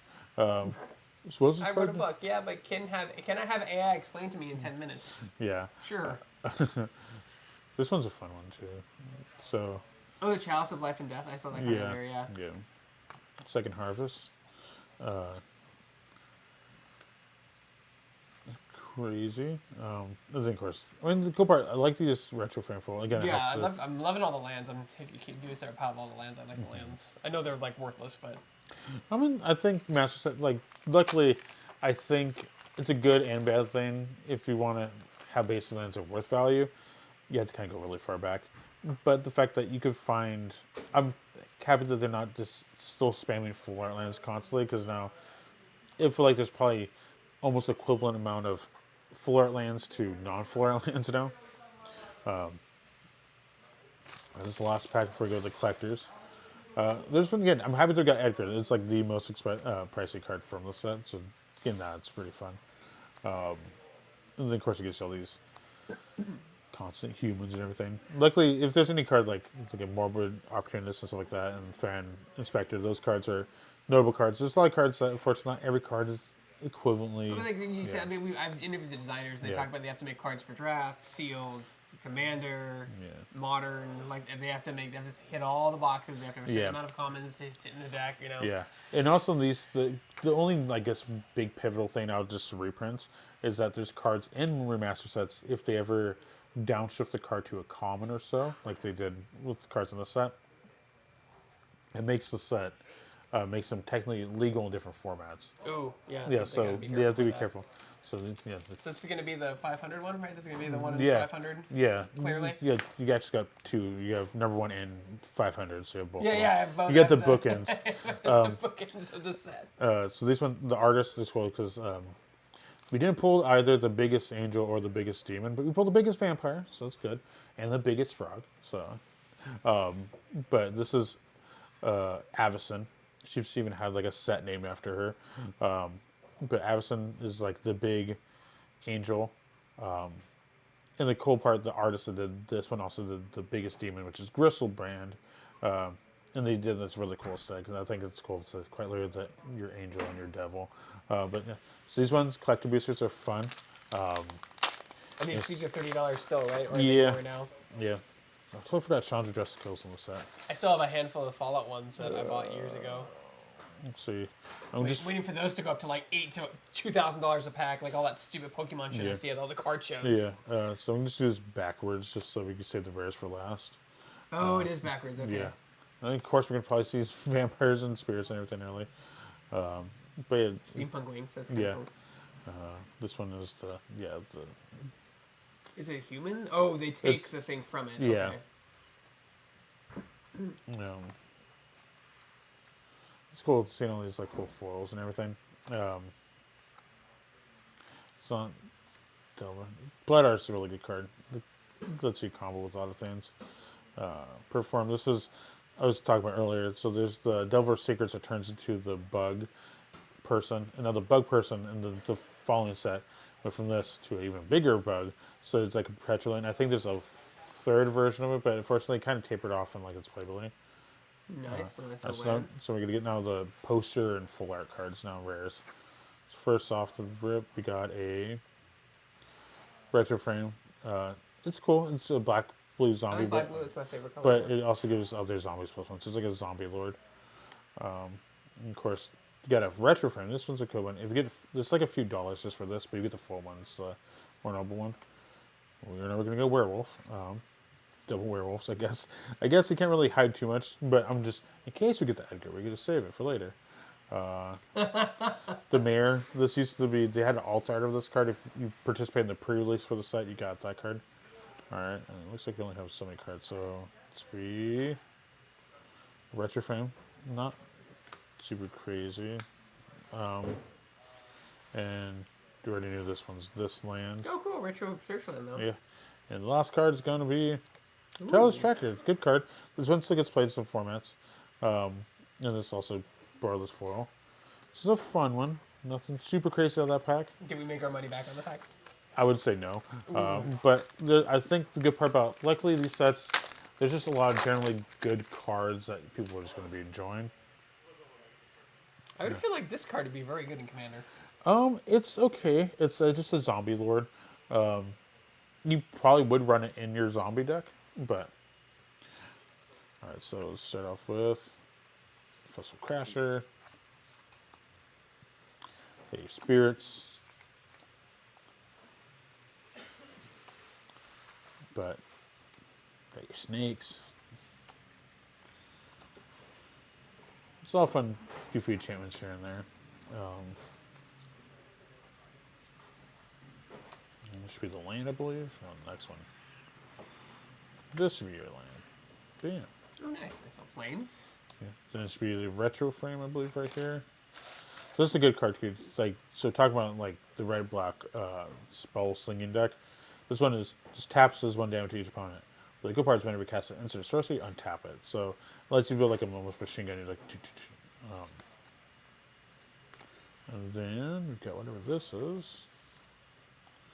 It's neat. And this should be a rare, I believe. Ooh, No. Oh, it's abundant growth. Abundant growth or wild growth? The abundant growth. This should be the rare then. Collective Defiance. Cool. No, it's supposed to be the 500 one. Oh, yeah, my bad.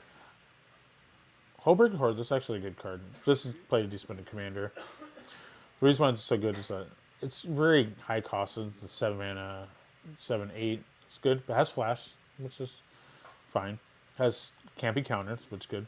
But whenever you cast a spell, you choose one of the two. It's return target spell you don't control to its owner's hand, or return target non-land permanent to its owner's hand. Oh, you can start sending back. Yeah, at turn 8. Is there any way to get down? I mean, Resurrection decks, I guess you would discard it, right? Oh, yeah, you can bring it into the field by a lot of things. It's a lot of things you can do. But the good part of the reason why it's so annoying is because it says return target spell you don't control.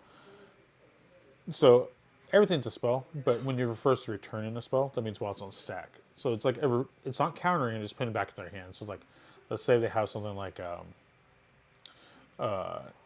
going to counter your spell. Well, I'm just going to play this draw card spell. Oh, because whenever I play this card, let me draw a card. I'm going to return your spell back to your hand. You're like, oh, okay.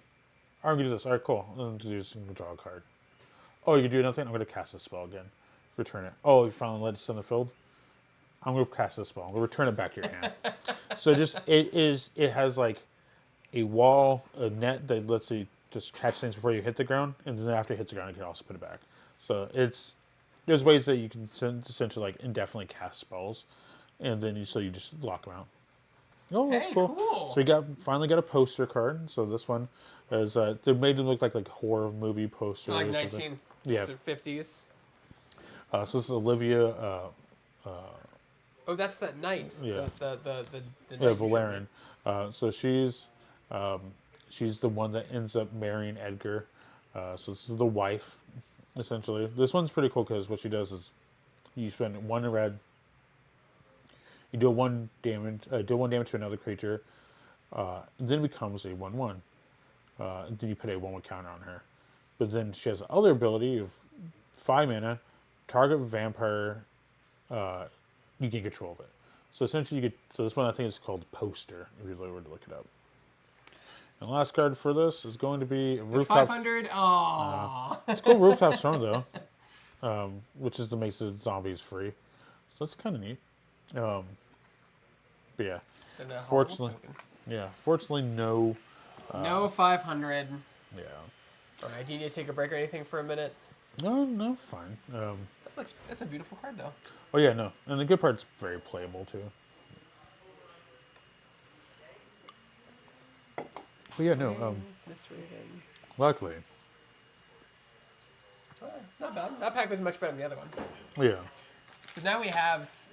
God, they're so generous with their packs here. I wish Locano was this generous. Well, actually, this thing. Remember how you said you were upset that Lorcana doesn't do the 36 packs like everything else? Yeah. So, new thing for Magic. Moving forward, they got rid of the 36 packs. Now they're just 30 packs. So they took 6 packs out of this. Is the price going down? Yeah, I mean, technically 6 packs worth of it. So the packs remain the same price. But now it's no longer 36 packs. After 31 years of being a 36 pack booster box, they decided to do this. I guess it's nothing really to complain. The idea for the 36 packs was primarily meant for if you were doing a draft. A draft is we put 8 people, 3 packs for 8 persons. Oh, it's a draft thing. Okay, interesting. And there's supposed to be enough to everybody have draft packs, and the rest of the box, the 12 packs, I think it should be 3 times. I know how to do math sometimes, but it would be so that people could also have. So you use 24 packs, have 12 packs left over. The 12 packs is meant for prize support. Now you have technically less prize support in the box, but most people usually draft LGSs and stuff like that, so it's not really that. But the good part, the same consistency, you see the same amount of like rares, the same amount of not the same amount of rares, the same amount of like high-end like cards like mythics and stuff like that. It just, I guess it means less fluff, but yes, moving forward, these are now 30-pack booster boxes. Moving forward, what a time to be alive. So this set's a very fun one. This is like one of the first like multi-universal traveling set. Yeah, it's super fun. A racing set is a new mechanic. You have a speed mechanic. Yeah, it's cool. Start your engines. Yeah, new mechanic in the set. Which I mean, I've played this game on and off for decades, but this is the first time I've ever seen something like this. Like, usually it's an offshoot of like time counters, right? Yeah, or Madness or Drudge or Scry, right? Or so it's usually an offshoot of that. Or it's like an offset. So the good part, we could save this for later. This is a fun thing. They're called, it's a box topper, but they have the thing called finish line cards in it. Pretty much you're guaranteed to get a gold bordered land and a gold border rare from this set. Ooh, okay. If you want to, you can save it for later if you wish to. We'll save it before the collector boosters. Yeah. Make people keep watching. Yeah. I'm gonna fill this out. You can go ahead and start. Yeah. So this is a fun set because again, if you're into the lore of Magic, there's a fun spread of how things kind of work out. So lore-wise, this set, or back in Aftermath, essentially something happened, a bomb went off in between, essentially the in-betweens of the universes, and it kind of punctured holes everywhere. I think we talked about in other sets where there's this thing called Element Pass. This time they're finally using it, not just for traversal, but for a means of a race, essentially. So the big thing here is that they're racing for something. The thing is, because also when the universe got Swiss cheesed, a lot of planeswalkers lost their spark, which makes them the planeswalker. They're racing for a thing called the Aether Spark, which makes you become a planeswalker. Chandra, she has something to race for. She has her girlfriend that she loves, and so she's trying to get her girlfriend her planeswalker spark back. So that's one reason she wants to win. But there's a lot of things. If you notice on the box, there's a thing that looks like a shark ship because there's a pirate sharks. There's like goblins. It's pretty much insects. I see like little insects thing. Yeah, and so this also, because there's all these holes, there's only paths for different universes. They're raced to different planes of existence. So the previously known Kaladesh set is, I think it's Avatar or something like that. That one is now like a starting point. They go through Amonkhet. They go through some planes that haven't been explored yet. But there is a lot of, you can see a lot of different things. Like you're like, is that it's a really shark? fun set. It's a really, really fun set with a lot of interesting things. I love all the Mad Max. All like red and black are all Mad Maxy. Like it's really fun. It's like almost like a very Zendikar looking thing. So we have a person like on a goat. The symbol is literally a checkered flag. Yeah, in the set. That's funny. If you get the finish line one, the finish line is a special bundle set they made for this, where the dice is all black and white. At least all checker flag. But you can see things. It's interesting. And grasshopper? It's like so. Some of the people's mechanisms, their vehicles are living creatures. But not mounts, right? They're not mounts. There's vehicles, no mounts, but this is like hair for both vehicles mounts. So there's insectoid people that a lot of things are going to say target creature or vehicle. Exhaust as a mechanic is activate exhaust abilities only once. So after you do it once, it's kind of like they're exhausted. But if you can reset or flicker or do things like that, you can reuse it again. There's some cycle things, but you're going to see a lot of artifact creatures as well because most vehicles are going to be artifacts. Like this. When it's enters, you gain 2 life, but it taps for mana. But you can also make it a creature, so it's like essentially a mana dork for a little bit more, but it could have a chance to become a body later, which is good. The art's really beautiful. Yeah. So this land enters play untapped unless you land play tapped unless you control a mount or a vehicle. So they definitely did care for the mount things. This is actually a pretty popular one. People like this card. It's actually like a really sought after uncommon from the set. Because essentially it could be a white land as long as you control a land or a vehicle or mount. Taps for white. But it has this ability that makes it really strong. It's pay 2 tap, sacrifice this land, create a 1/1 creature, which is good. Usually didn't get that many abilities, that has crew 2. But it has like there's no cost. It's land, so you're creating stuff for nothing. Right? Yeah, so Value. Yeah, so this is like there's even good cards all throughout the set. You have your vehicles that are just very explosive. Even has like a little sad face on it. So you sacrifice this creature and pay 1, and you counter instant or sorcery. So it has a chance of being a flying thing. You could do that. The good part doesn't have tap to it, so you get tap with the 2/1 flying. They're going to go blow up your whole field. Like actually, I'm going to pay the blue mana, sacrifice this, counter it. Let's pay 3. It's 8 druids in here, so a lot of things that typically these cards are associated with. They get search your card library for something. You also have these pirate ship things, which is the blue-red. There's like a shark pirate legendary creature, a boosted sloop. When the creature attacks, you draw a card. This card, very similar. You got Speed Demon. It's fun. Then also here's your start your engine card. So it's 5 mana, 5/5 flying trample. Pretty good. Start your engines. So start your engines. You have no speed. You automatically go up to 1 speed. And then each turn you can deal a damage to your opponent on your turn. At the end step, you hit another speed counter. But you can only trigger once per turn. Yeah, you can't go to speed 1 to 5 instantaneously. Yeah, that was a big thing. Yeah. Yeah, so luckily it's 4. And the good part, there should be a token in here. I like the way they actually designed the token. It's very helpful. But this card, beginning of your end step, you draw X cards and lose X life equal to your speed. So this one actually doesn't care for max speed, which is good. Because usually most cards, they get really exceptionally strong when you have max speed. This one, it's okay if you could taper around with it, so you don't always have to go with that. But it's a good draw card on a 5/5 flying trample. Now, is this the pre-release today or the release? The release, yeah. Pre-release was last week. Okay. Release is today, so make sure to check all your local game stores. And then most stores are having a lot of events, especially any big events are coming through. I think Chicago's not this weekend, but the following weekend. So if you go to MTG Magic Fest Chicago, they're doing a big release for this thing, and you should be able to participate in that limited event. Also, I like my favorite thing about these full art lands. It gives you almost like a pod racing feel. So you're taking the perspective of one of the multiple kinds of racers. So this is the shark pirate person and their boat thing. But you can see racers are different stages of the race. So they're going to curve, go right here. So it gives you like this first person flying thing. I think it's cool. Good part. Tokens. I love this. The fact they're still doing double-sided tokens instead of one-sided tokens. It gives that more. I guess they're going on this one. More value. Yeah. So speed, exhaust, and some other cards. Big notable cards is Radiant Lotus is what we're looking for in this set. It's a very strong artifact. And also the Aetherspark is a good card too. Yeah. That's a good commander card. Oh yeah. I know it's funny. I would say like they were going to get sued, but they own Transformers, and that's literally what the Aetherspark is the Allspark. From the movie, from the '80s movie, from the good movies. Yeah. So there's also these weird things. The vampires, they love drinking oil instead of blood.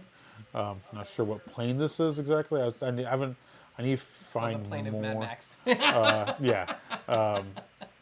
it's like they're almost like driven by like the Phyrexians. So Phyrexians, they used to like bleed oil, and that's used for things. So people believe it could be like remnants of it, but luckily, who knows? Start your engines again. So for a 5 mana 3/3 flying haste, not bad in black. It's okay, but it starts your engines, so it's cool. The good part, so if it has flying haste and starts your engines, it could then it itself initiate because flying haste usually means you could sneak in some damage. But when you get max speed, then this has lifelink, so it makes it pretty strong. It Yeah, becomes, turn 5 though, but there's other ways to get things out before yeah. turn 5. So you could even the good part too. If you let's say you had a card that started engines, turn 2 get up with another one, turn 3, turn 4 have maybe turn 4 have max speed, and turn 5 then this becomes a 3/3 flying haste with lifelink, which is pretty not the worst, especially in limited formats. Not bad.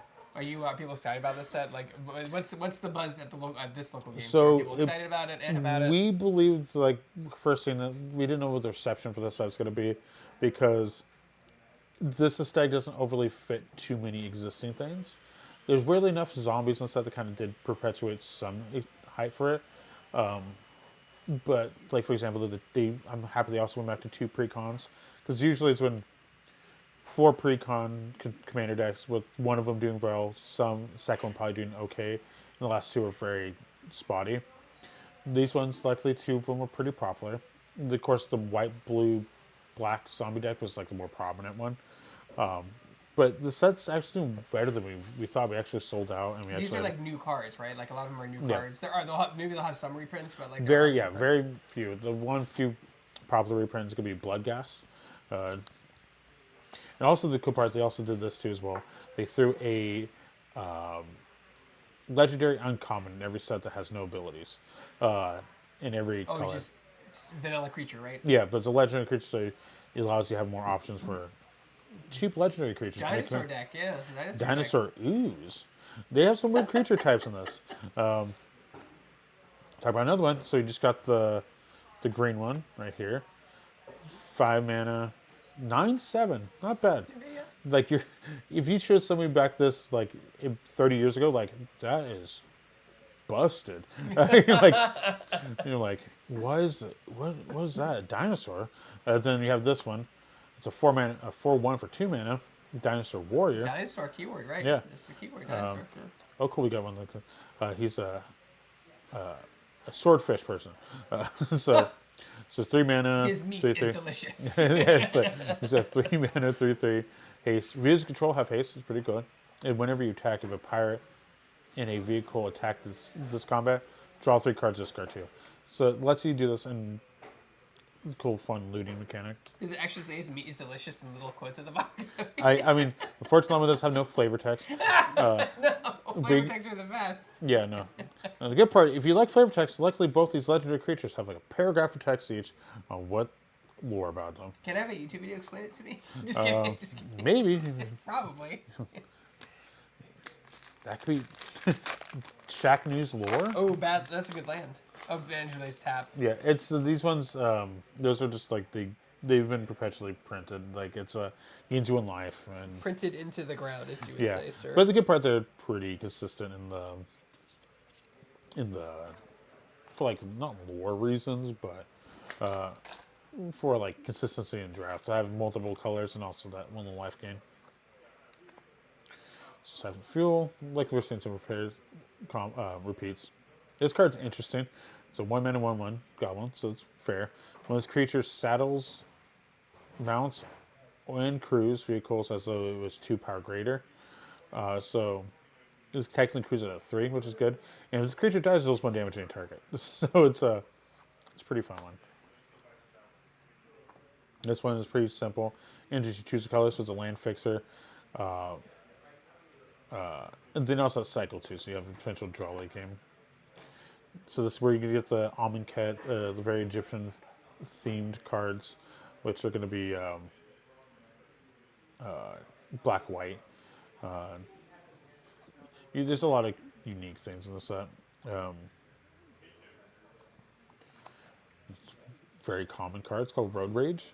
And X does X damage to target creature or player +2 equal to the number of vehicles or mounts you have.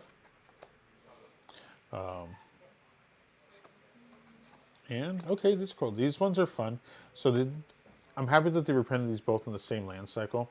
I know we got somebody. I'm not sure who that is, but give your face as a emote in the game, or not in Twitch. That's Squires. He's one of our regulars. Okay. It's me. It's my face, and Yeah. then Pikachu saying "Go, go, go." Now, Go, which go, one? Power Rangers. Yeah. Which one's cuter though? That's the hard one. Pikachu. Oh damn it. Pikachu Okay. hands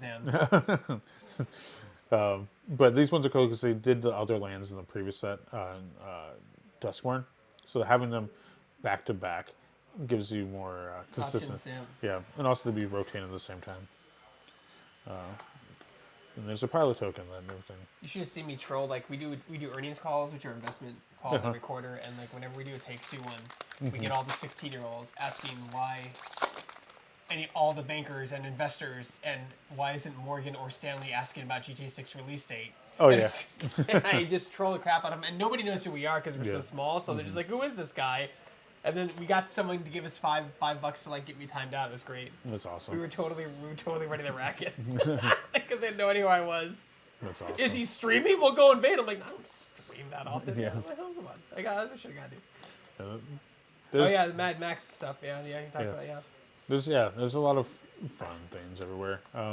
Robots are another card type. This card's pretty. Again, I think it's pretty solid.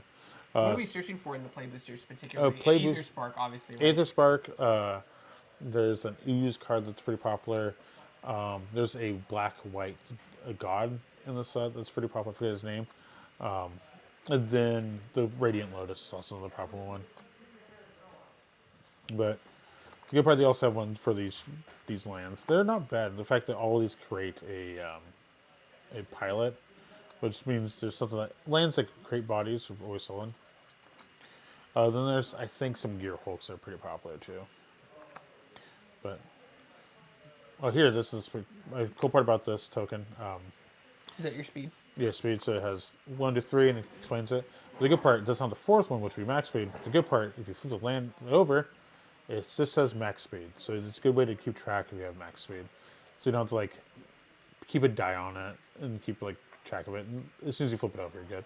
There's some cards that do remove speed, but luckily it's very few and far apart. And I think you're not going to see more of those moving forward. So it's going to be kind of niche in-set like cards. They do have some mounts in here, which are funny. I do Yeah. see some. I'm seeing some mounts. Yeah. It's not, yeah, there's one right here too. But luckily, again, because it's all racing, then of course, like I said, some of these things are not purely mechanical. Some are actual. Like, Organic, yeah. So they are creatures and not vehicles. yeah, so this one also, like for example, there's always a kill spell in each set, that, especially if there's a really strong archetype. Usually they do one of the things, they destroy the new card type, or one of the card types, or it kills everything but that card type. Yeah, so these Thopters are probably primarily were from the previously known place of Kaladesh. And then of course these have these giant creatures too, which I think could be from Amonkhet. There's the blue uncommon legendary creature that does something. This one's kind of neat though. This one's a 2 mana 0/8. It has a huge. Is it a wall? It doesn't have walls, so technically, if there's a card that there's cards exist like creatures deal their combat their toughness instead of power. So technically, this could be a swing you for 8 if you're in the right deck, which is pretty cool. That is we're excited for that card. Like a speed racer card. Yeah, these exhaust cards are pretty fun too. Especially they have pretty good payouts and abilities. Kind of like at the beginning of your upkeep, exile top card of your library. You may play that card this turn. This one's good because triple red, it's a lot, but the good part that you essentially get a free card off of your deck. Also loot, talk about League of Legends designer. I think the person that drew a good chunk of the Yordles for League of Legends drew loot. That's why he looks very like a small furry creature. That's cool. Oh wow, cool. Yeah. So blue white. The Gear Hulks are always fun, primarily because they get to do something unusually enter. This one doesn't though. I guess it starts at engines. Actually, no, this one's not the Gear Hulk. This one, it's pretty fun though. Its power is equal to the number of artifacts control, so this one can get really strong up there. So A good artifact deck for your commander. it starts at engine, and then when you have max speed, you cast an artifact. You may pay 1 if you do to copy it. So as you have max speed, essentially any artifact you cast, you can copy it for 1 additional mana. Hey, we got 4 was a rare. That's cool. Yeah, We got 4 rare. yeah, that's very uncommon. So whenever this, you may switch your deck for a mount or vehicle, and put in your hand. Not bad. And if one or more counters are put on a creature or vehicle, you put that one. So it's cool. It like kind of almost doubles tokens. Not bad. I think that card's really solid, especially if you're doing like a white-green vehicle deck or mount deck. You can have some fun with it.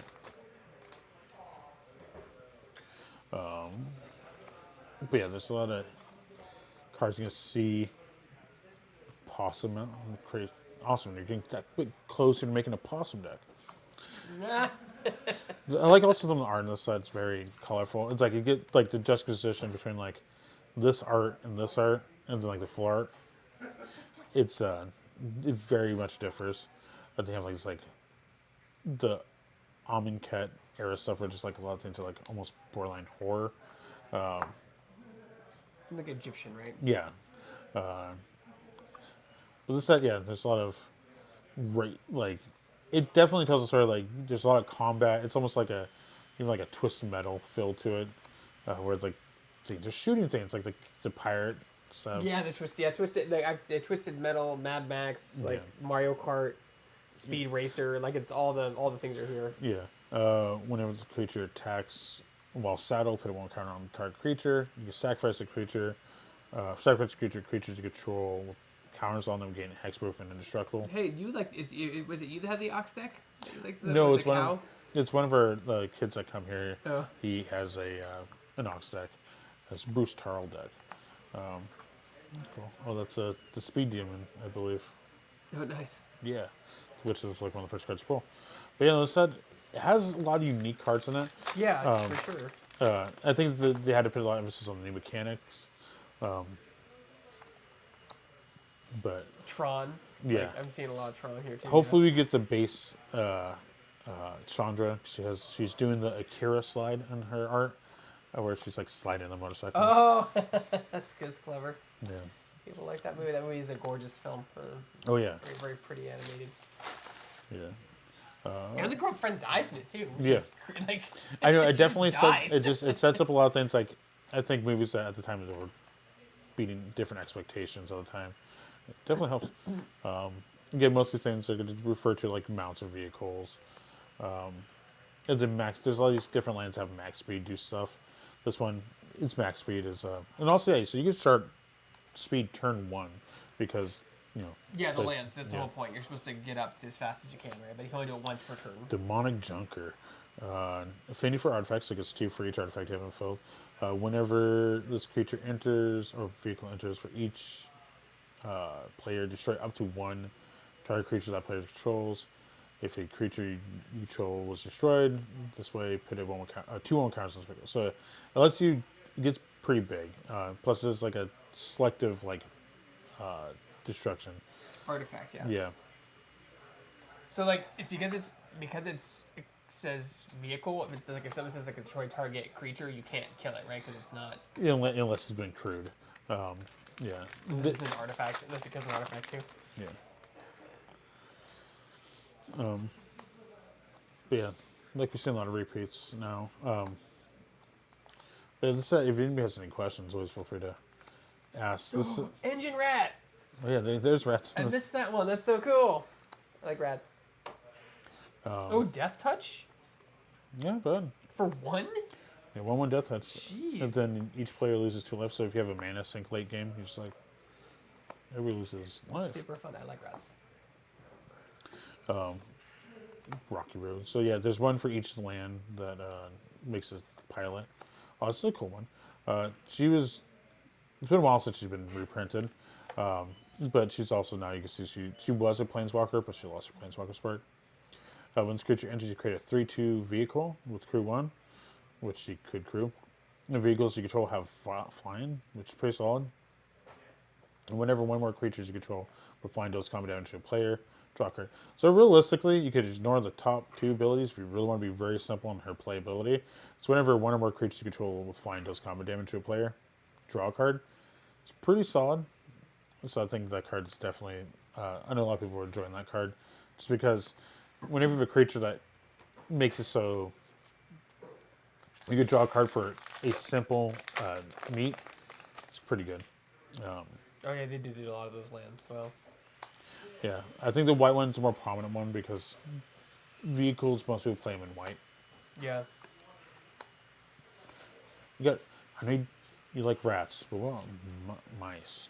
Well, I mean, technically, it's a type of Yeah, just a type of rat, right? yeah. It's the.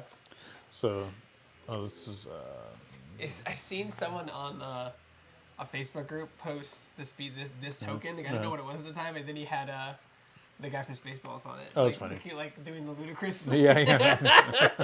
That's awesome. I know there's some artists that do fun like pop culture references and stuff like that. Shout out RK Post for all of his work he does. It's some really fun art. I usually, whenever I'm at a Magic Fest, I always try to get some tokens of his and always get his signatures. He's a really cool artist. Okay, Simic. I'm not sure what this is. Legendary creature, so Simic 2 mana. Exhaust for a decent bit. Put X1 counters on this, and then you may have the base value of toughness of each creature you control become the same. So that's cool. So you can just pump a lot of mana into it, and then put a crap ton of 1/1 counters on it, and then all of the creatures, whatever, how much power you put into her, each one of your other creatures get that. Green's your ramp color, right? Yeah. Magic, yeah. Yeah, this one's a very popular one because usually aggressive decks are red white, and this fact that this exists so you can have that. I put my fetch land for the turn and got my thing. Now you play this without really downsides. Yeah, ones are pretty popular. Lands are like I see you said lands. Rare lands are always really good in general. Yeah. Just Well, if they do it correctly, yes. If they do incorrectly, then they could definitely taper out and become like not as relevant. But I also like to add toys. So if you like your toys from your previous Deathsmarter set, add more to it. You got lizard mounts. You got seal pirates. I don't like pirates, but I like seals. Yeah, it's fun. Of course, you have your destroy reach creature, dinosaur. Got your thopters, just crewing. Yeah, those vehicles are pretty. It's a lot of crew. The only issue people found out sometimes is that some people got too many vehicles and they had nothing to crew them with. Like the best thing they had to like a nesting doll, their bigger one up. It's like, okay, I need to pay 1 to make this active and use that for 2 to crew this, and this crews 4 and this 4 could crew this, and like. So a lot of people are just doing removal to destroy the smaller creatures. A flying snake. That sounds horrifying. Isn't it a dragon at that point, or is it a wyvern at that point? What is it at that point? So it's a 2 mana 1/1 Define Death Touch. And exhaust, pay 4, reveal cards from the top of your library until you reveal 2 lands. Put those lands in the battlefield tap. Not bad. And the rest on the bottom of your library. Oh wow! You don't even like it just goes. That's kind of cool. That's actually really solid. That's actually really good. 4 mana, and essentially, even the worst case scenario, you get 2. It's rams you 2 lands and puts a 1/1 counter on this. Yeah. You can do it immediately too, as long as you have that mana open. Other goblins have haste, so that's already makes it a pretty solid card. Beginning of each of your combat, you pick a 1/1 goblin. This token attacks each combat. That's awesome. So it's a goblin that makes a token that attacks. It also starts their engines, and at max speed, goblins have tap, add red mana for each goblin control. Or he has tap, add red mana for each goblin control. It's pretty solid, actually. As you can see, that very almond card. And there's something that makes a dinosaur dragon. Of course, naturally, yes. Yes, Dinosaur. the Why natural not? progression of Why dinosaurs. don't you have dinosaur dragons?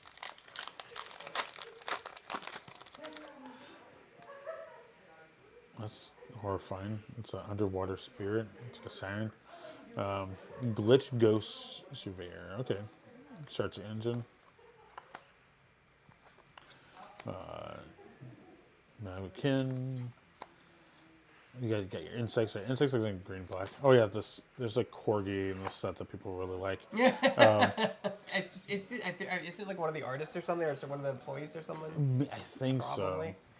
so. Trip up. Target no land permanent puts on choice on top and bottom of the deck. Not bad.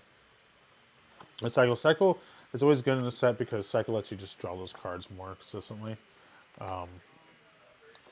Let's try to go through these. So we've seen all the uncommon ones. Oh yeah, this is an instant. There's weirdly a lot of dinosaurs in this set for a set that you wouldn't assume to have dinosaurs. It's a 5-mana 8/8 trample. Has cycle. If you were to cycle, you put 2/1 counters on up to one target creature or vehicle. Then also gains indestructible and trample in turn. Not bad. Oh hey, look at that. Aetherdrift. Hey, we got it. Nice. This one's a very popular one. This is a really good hit. The good part, we're only like a third way through the things. So as long as it's attached to a creature, the Aetherdrift can't be attacked and has whenever they equip the creature deals combat damage to during this turn, you put that many loyalty counters on it, so you equipped it. And then of course, it's minus in, it's add 10 mana of any one color. So it gets really cool. And they also got another rare behind it. So Aetherdrift, really good. Good hit. Yeah, that's a good card. That's the card that I went designer stage really interested to see how that checks up commanders specifically. Oh, yeah. It's a really good card. Yeah. The fact that it also has the weirdest subtitling. Legendary artifact, okay. Planeswalker, okay. Equipment, like it sounds like if you like I remember Planeswalkers came out and people were using like websites to let you create your own cards. That's not like something like fan made thing, but they're done in a way that's very reasonable. Whenever this creature becomes an artifact creature. Oh, that's cool. So it's a vehicle that could accrue itself when it first enters. Wow, That's it's cool. a 30 card to use. Yep. And it just came out? Yep. Okay.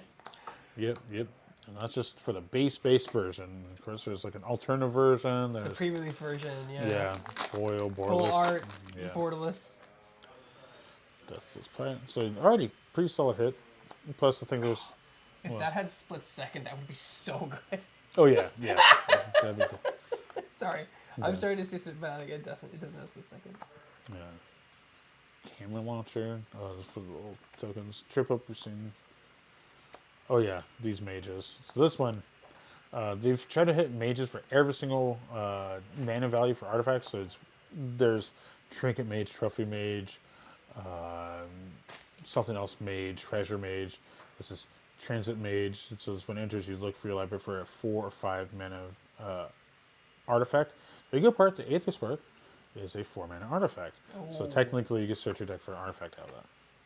Oozes are really popular. There's a mythic enchantment in the set that lets you do something. Hellish Sideswipe. Sacrifice creature artifact.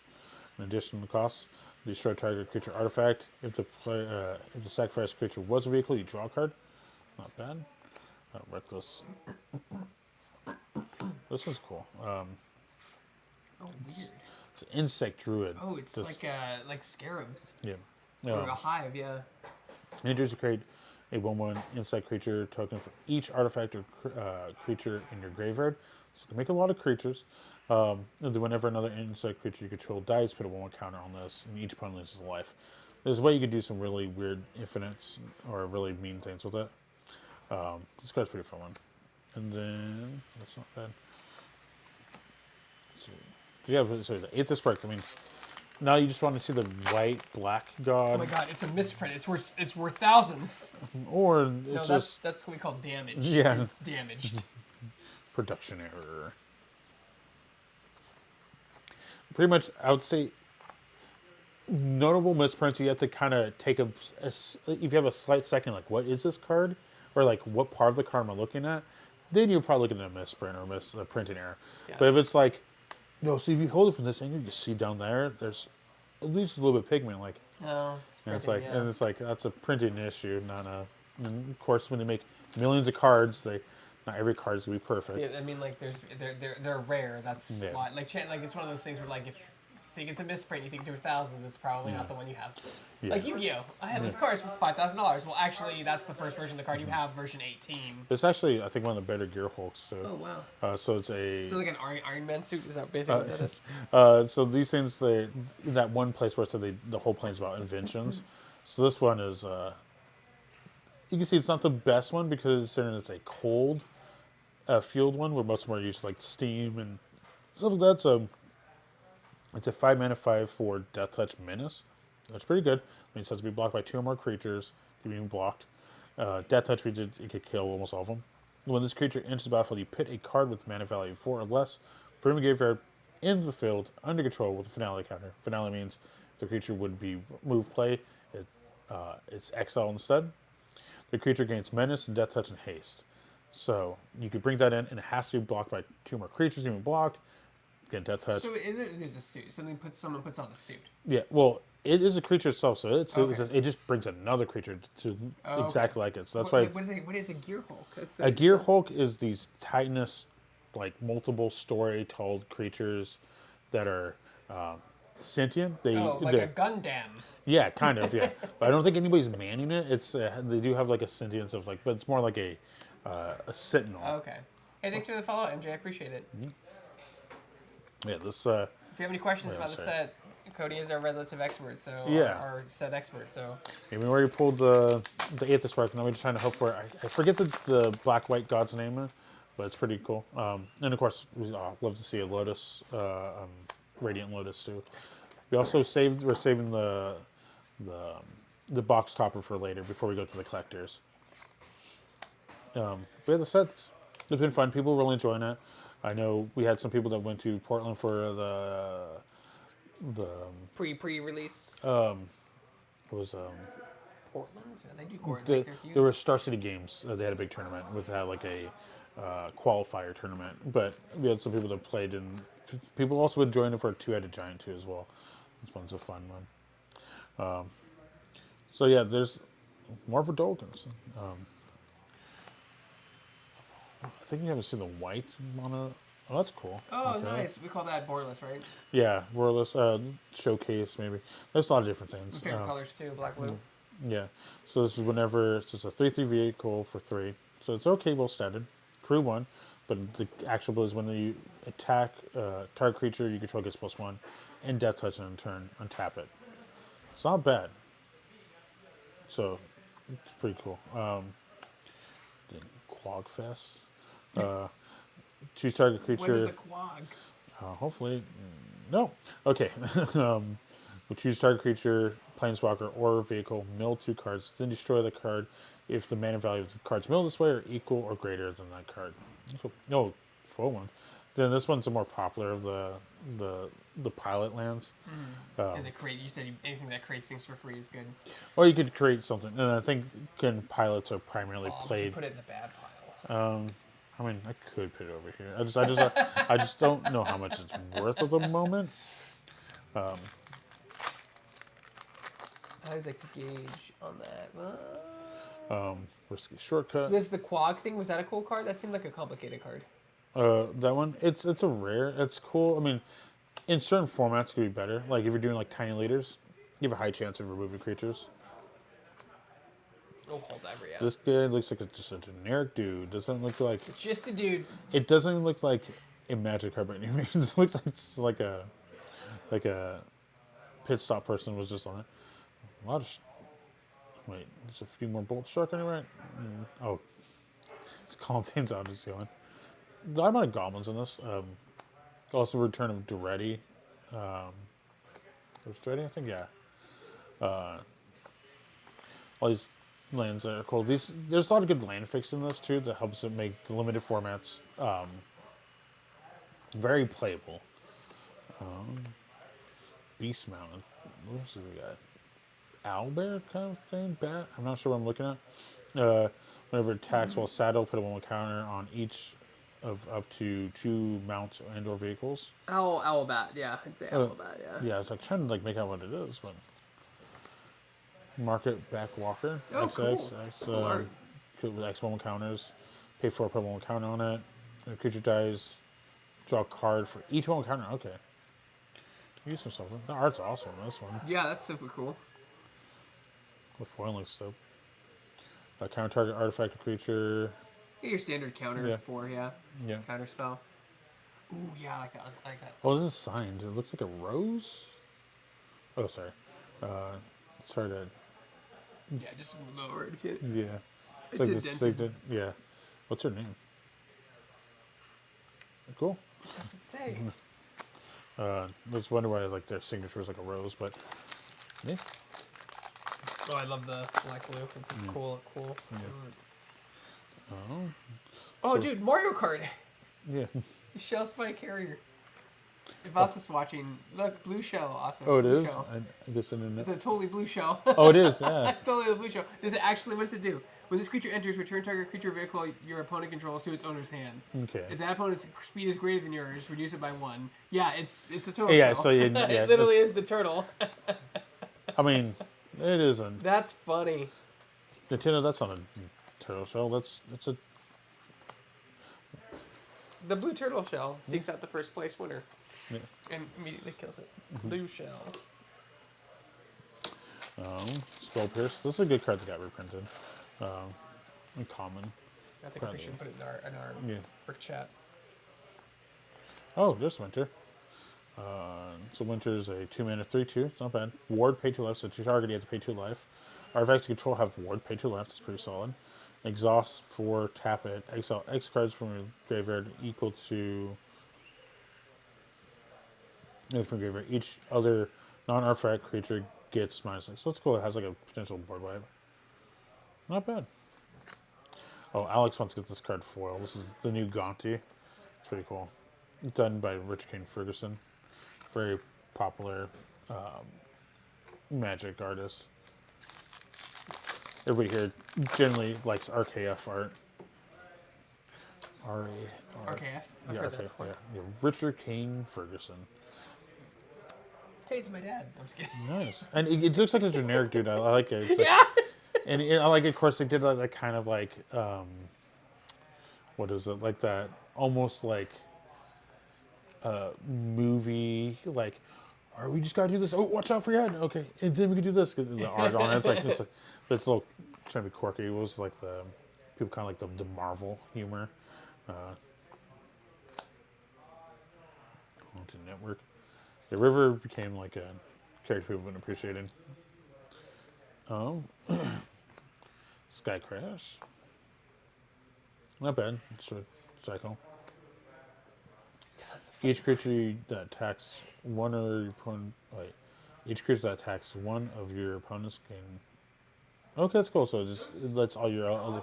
So it's not even your creature. Just each creature that attacks opponents has trample. So. Is that Link? Then you Looks pay. like that's Navi and that's Link. Yeah. It is. It totally is. Yeah. And then the other thing is pay green, tap it, put a card from your or vehicle from your hand in the battlefield, put 1 count on it. This way, it's not bad. Nintendo's gonna sue somebody. Yeah. You're gonna take a picture of that. Not bad, but a good commander, you think, or It's interesting. I think the fact that you could put a creature into play also, it kind of incentivizes people to attack each other instead of you. Because, let's see. When you discard a card, choose one that has been chosen this turn. That's not bad. All right.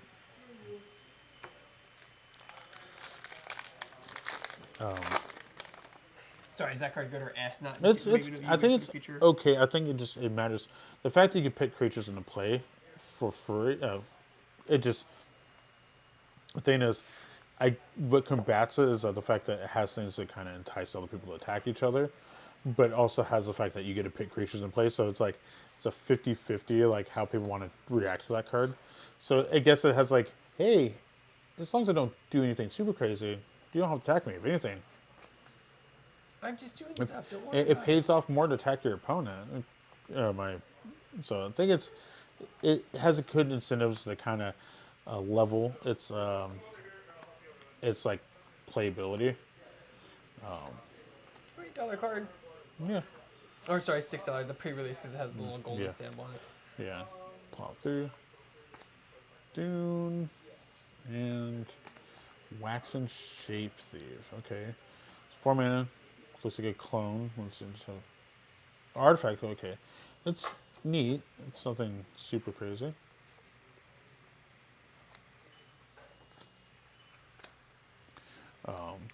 Yeah, we're getting most of the way down to this box. It's been a fun thing. Seeing these I love there's been a lot more fun references in each set. I feel like there's a lot of like the aesthetic is more it's like there's better cards in Innistrad, but the aesthetic is funner here. Yeah, I think the fact that they have so much fun exploring different mechanics of the set, it's pretty cool. So there's been a lot of enjoyability about this. Bike. That's cool. Yeah. The transition mage's pretty good.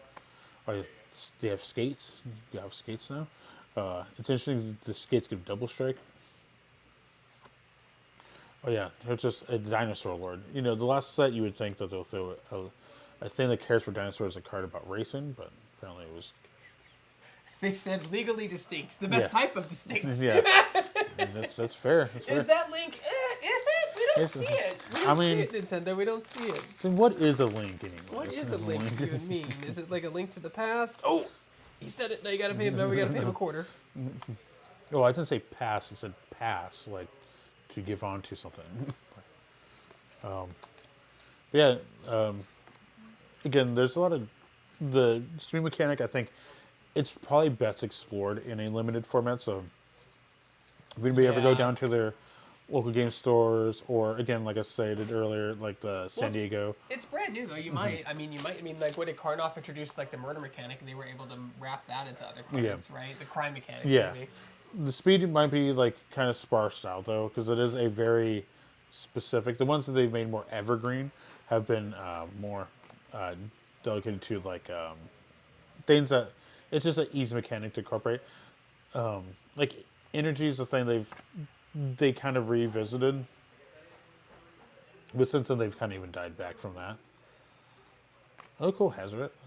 That's cool. So she has start your engines. I like how she just became something about starting your engines. 2 mana, 5/3 haste indestructible. Amazing. But she can't attack or block unless she has max speed. But she has ways to put. You can use her though to make creatures unblockable, which is pretty solid. That's pretty sweet. I think it's been pretty. An interesting card. And of course, gods that you have to wait a bit to get out, fortunately, to like start using it. But you could immediately give your creatures that have power 2 or less unblockable. Ancient Rant. Game over. I've seen a lot of his cards pretty consistently so far. Like everything's just about like wrecking, get back on the road. It's just like remove vehicle, add speed, oh, get a that's vehicle awesome. on the road. Oh yeah, this is one of the most absurd artists. Not absurd, but it's an interesting artist name. So this artist goes by, because now people have been using more just like their handles on things instead of like their full name. So this guy's artist name is God Machine. So just God Machine. The art looks awesome on that though. I think he might have been the one that also did the collector booster packs as well for Innistrad Remastered. It's a beetle. Once a creature enters, each opponent loses 3 life and gains 3 life. Oh yeah, this has been dubbed the new Crater Hoof. Well, that art's amazing.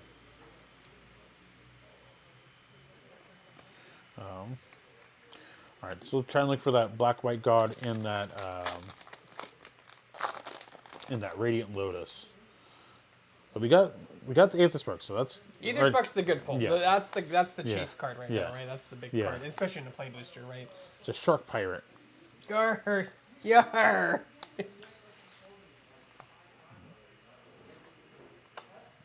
What kind of noise is a shark make? Does he make? They don't have vocal cords. Yeah, it's like. So they don't make any noise. Yeah, it's like. It's flopping wet noises, I guess. Wait, here. Chomping. This is the noise a shark makes. There it is. I just did it. I'll do Nice. it again. Okay. Nice, nice. One last time. But that's it. Okay. I won't do 2 shows a night anymore. I can't do it. This is a pretty fun card. It's a 3 mana, 3/3. Oh, 2 mana, 3/3 haste. Sorry. Yeah. I had to. Oh, okay. It's a nice innuendo. Oh yeah, this art. Oh, dude, rad. That's like what are they called? Those little. They're the.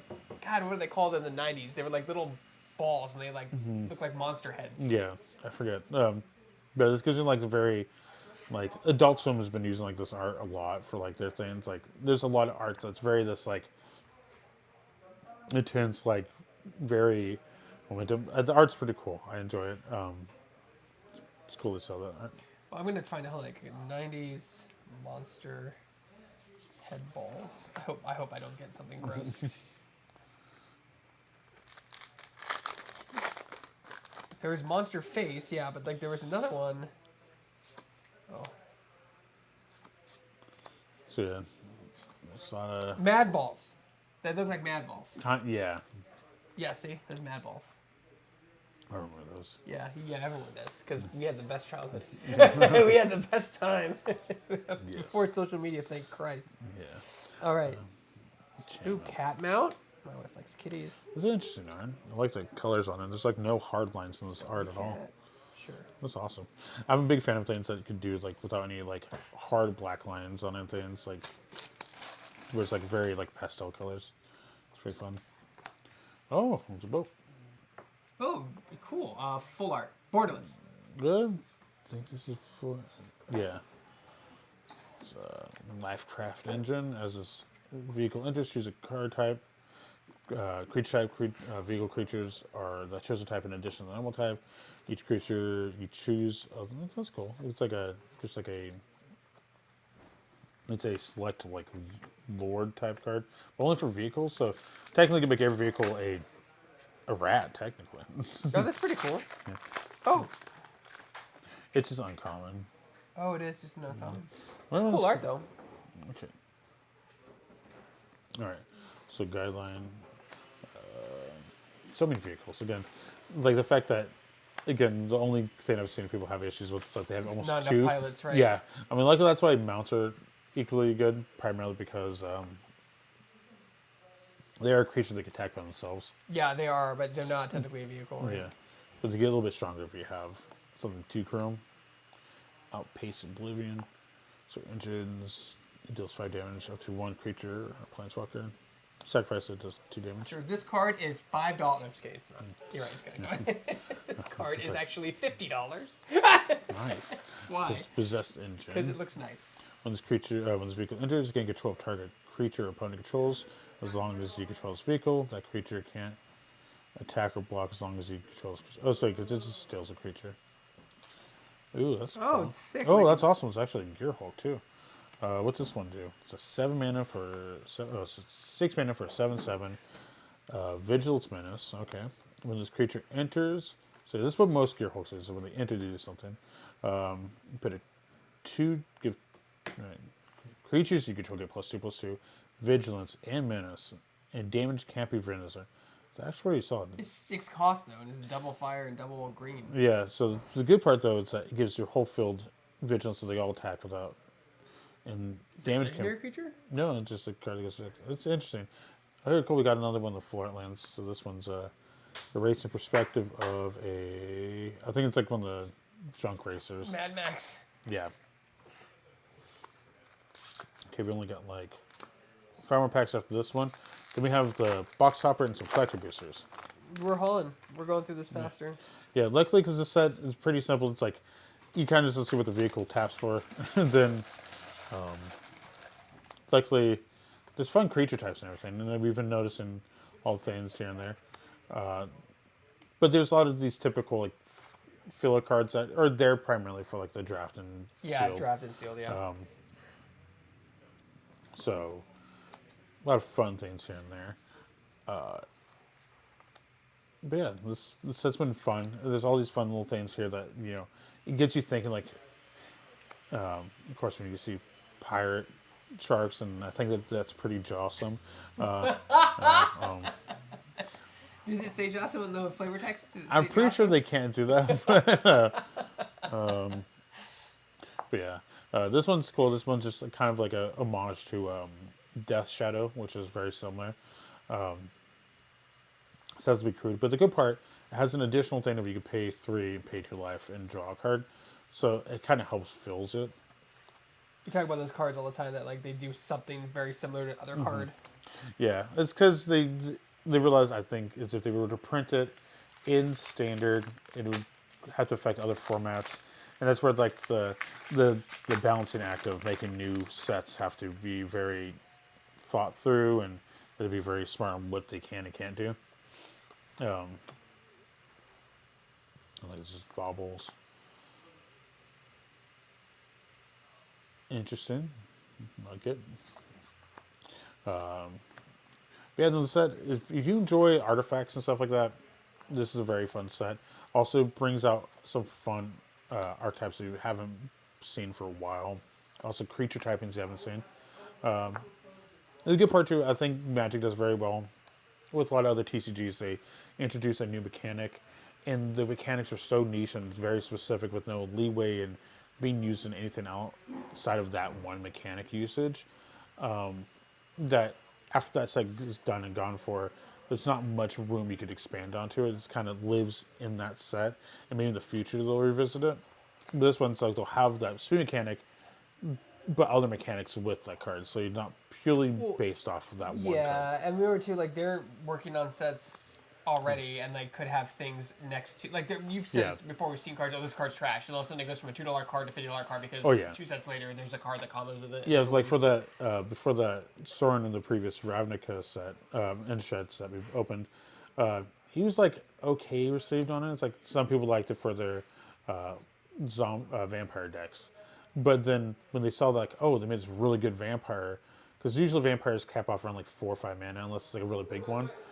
But then cool, they enter that one had like the vampire has a really impactful board state, hard to remove, and the fact that you get out turn 3 if you had both those cards in hand, and turn 3 is a very pivotal turn in like that format. This is cool because it's a legendary pirate shark. Sharks are weird. Yeah, Sure. I don't know what plane this is, but apparently that's like a very It's the Street solid- Sharks plane, clearly. Yeah, I know, and I want to visit it. I want to go there so bad. But he's a 4 mana 5/4 ward 2 pay 2 life, which is awesome. So it has a very hard tax on people if you want to remove them. Whenever you discard one or more cards this turn, discard a card. Target creature gets +2 until end turn for each card discarded this way. Yeah. Whenever a creature deals combat damage to a player this turn, you draw a card. So it kind of perpetuates like this, like as long as it's filled, things will be happening. That's interesting. You got 2 full lands. Misprint. Oh, Thousands. somebody just have a happier draft if they were to get those. There's some packs I've opened like this was an amazing. Oh, there's draft the pack. one you talked about. Yeah. Oh, you had the slide. That's Yeah. the cover. But Yeah, so yeah, they did both of them. So to kind of help emphasize, like they took it. Magic's been putting there. I mean, luckily, when you're now doing a crossover with different IPs, like every 2-3 months, it's easy for them. Like we could pay homages as like maybe it's like we'll put the justification of like the idea of a crossover. Yeah, set. I mean, I feel like it's funny because I feel like you're right. They released their sets so quickly, and then like Universes Beyond are such a huge gap. Because like, what's the last one Universes Beyond we had? That was oh god, Fallout. After Fallout, No, there was Assassin's Creed. Assassin's Creed, and then that was it. Assassin's Creed was the last one. Might have Because I don't know when's the Final Fantasy one. Like I keep hearing about it. summer, I think. And and of course they announced the Marvel one like 8 years before it comes out. Technically, they're just secret layer for Marvel, but that came out at the end of last year.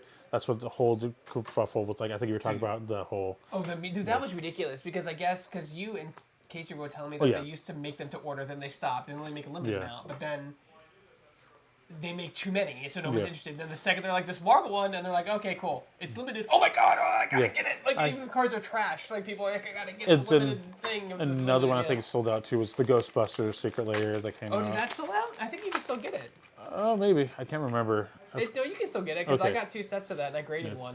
Nice. And people were like, "Why did you grade it? It's pointless." I'm like, "Because I wanted it graded." I feel like that's man. one thing. Trust me, that goes to me with other TCGs and everything. Like, why do this? Like, there's comics I've graded because I just like the comic. Because I, growing up in the '90s, reading comics a lot and having that available, then also being infatuated. And luckily, I liked the right superhero at the time and team. I was really into like Spider-Man and X-Men. Luckily, in the '90s, there was some decent bad ones, but they also had some really pivotal and now recurring characters at the time. So at least I enjoyed it at the right time. Where not they're very explosive. And trust me, that's they're literally the. I shut the guy down in the Facebook group because he was like, "Why'd you use CGC instead of PSA?" I go, "Because my 10s are earned." Yeah. Because like when you could send a pack fresh card to PSA, and it comes back at 9, and everyone sends a million emails complaining, they just score 10s now, and so their 10 is practically meaningless. Yeah. Like the 9 is the 10. And that's the problem with PSA. Yeah. And when there's a 10, when I see a 10 it's clearly fake, it's been faked, and you're like, wow, okay. They just, they upgrade anything that's shoved in front of their face for money.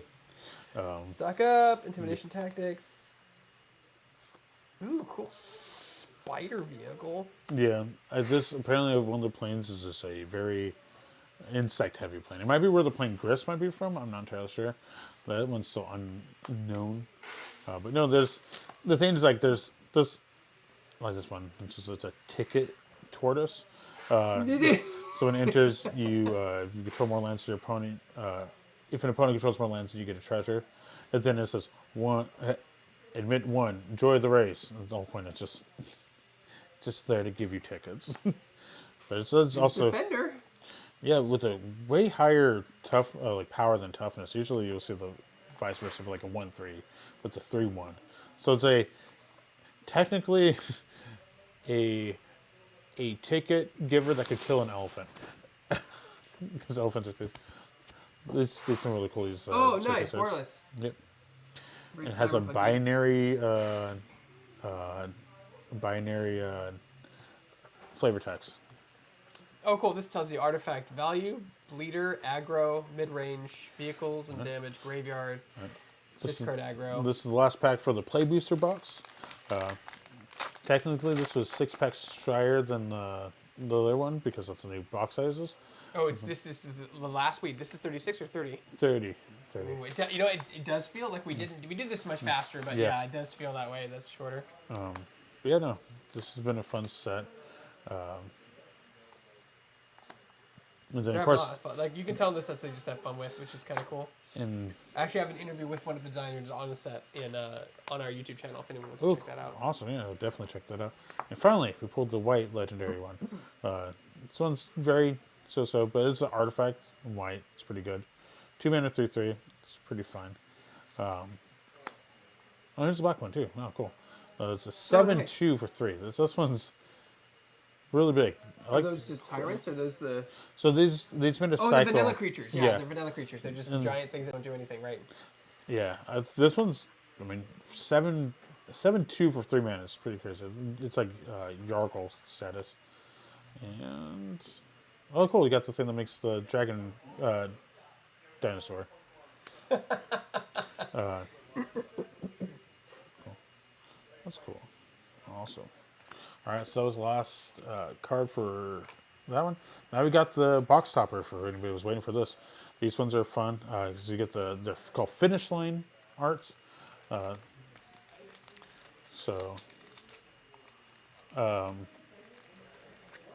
Finish line arts, is that what you call them? Yeah, you're gonna see them. So very gold, as you see here. Oh wow, very gold. Cool. Gold border, the whole thing. So you get to get 1 basic land, and the next one's gonna be a rare from the set. Count your luck, not a bad one. It's the one that lets you exile top card deck. So these cards, they put emphasis on what the background is. It's all gold. But yeah, these ones are so play booster box, collector booster boxes, and finish line boxes all have this, and the only can get these cards by getting the box topper. You can't pull them in even the collector booster. So it's even a more unique card too that not even collector boosters can even get. But they made it more readily available to kind of everything to get. So we got the 4 collector boosters. Hopefully you can find a fracture foil. We're going to get the cereal. We're going to get 1 out of 500, 2 out of 500, 3 out of 500. Oh yeah, that's easy, yeah. So there's the fracture foil, and then there's also the Japanese showcase ones. I pulled some of those on stream. I pulled a couple of those on stream. I think this one's also, we're going to do backwards. Like there's no double-sided cards on this one. Is it because they're printed in Japan? Is that how that works? Or? Japanese ones, they look in there. Well, luckily, this set should be... Do you get American ones printed here? They probably don't print anything here. There's no way they print stuff here. Sometimes, it matters how popular the set is. They'll use different printers for different areas. I think like master sets they do... certain sets they do in different areas. Adrenaline Jockey. Ooze Patrol. It's a it's Sir. when this creature enters, you build 2 cards. Put a 1/1 on target creature for each artifact you control. It's pretty cool. Do you know how much liquid you were secreting? Yeah. It's either a liquid or an ooze, sir. You can't be both. Yeah. All right. First borderless, Apocalypse Runner. Oh, nice. That's a cool piece of art, too.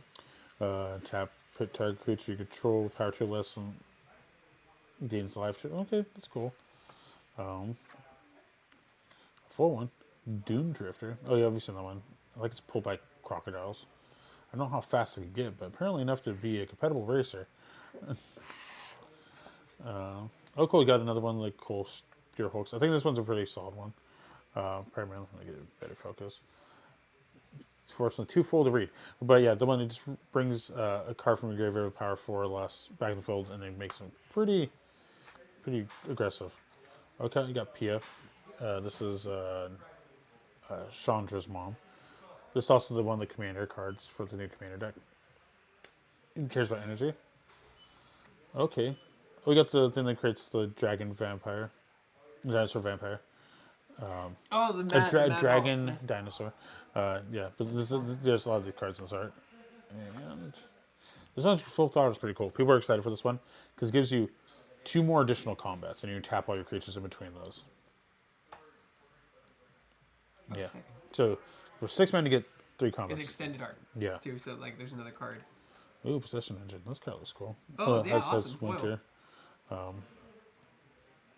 They also have these like weird like graffiti thing in the background, like all these arts. So there's 2 different things. There's this one, and then they have like these ones. So these are different. These ones have like an actual like background and stuff like that, or these ones where like it's a solid floating. That's not bad. I mean, cool cards. Again, these cards are so new that like it's hard to say what like where these cards could fit. Like the Full Throttle card, pretty popular one. Especially, I've seen someone that was going to lose a game. It's like, well, unless you do 15 damage a turn, I don't think you win.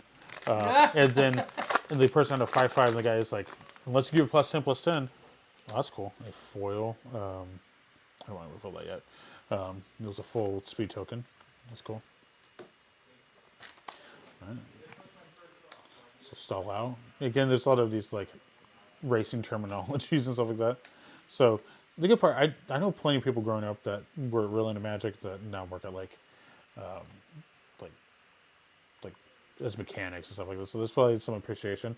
The good part, I think, like as niche as the idea of this kind of sounds, there's definitely some people that would thoroughly appreciate it for this, just because the aesthetic and the idea of it.